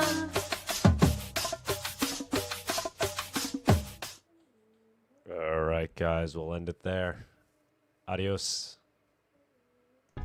Thank you for joining us on this week's Monerotopia episode. We stream live shows every Saturday at 11 a.m. Eastern. You can find and subscribe to our show on YouTube, Odyssey, Rumble, Twitch, iTunes, Spotify, or wherever you listen to podcasts. Don't forget to follow us on X or join us in the Monerotopia Telegram group. See you all next week.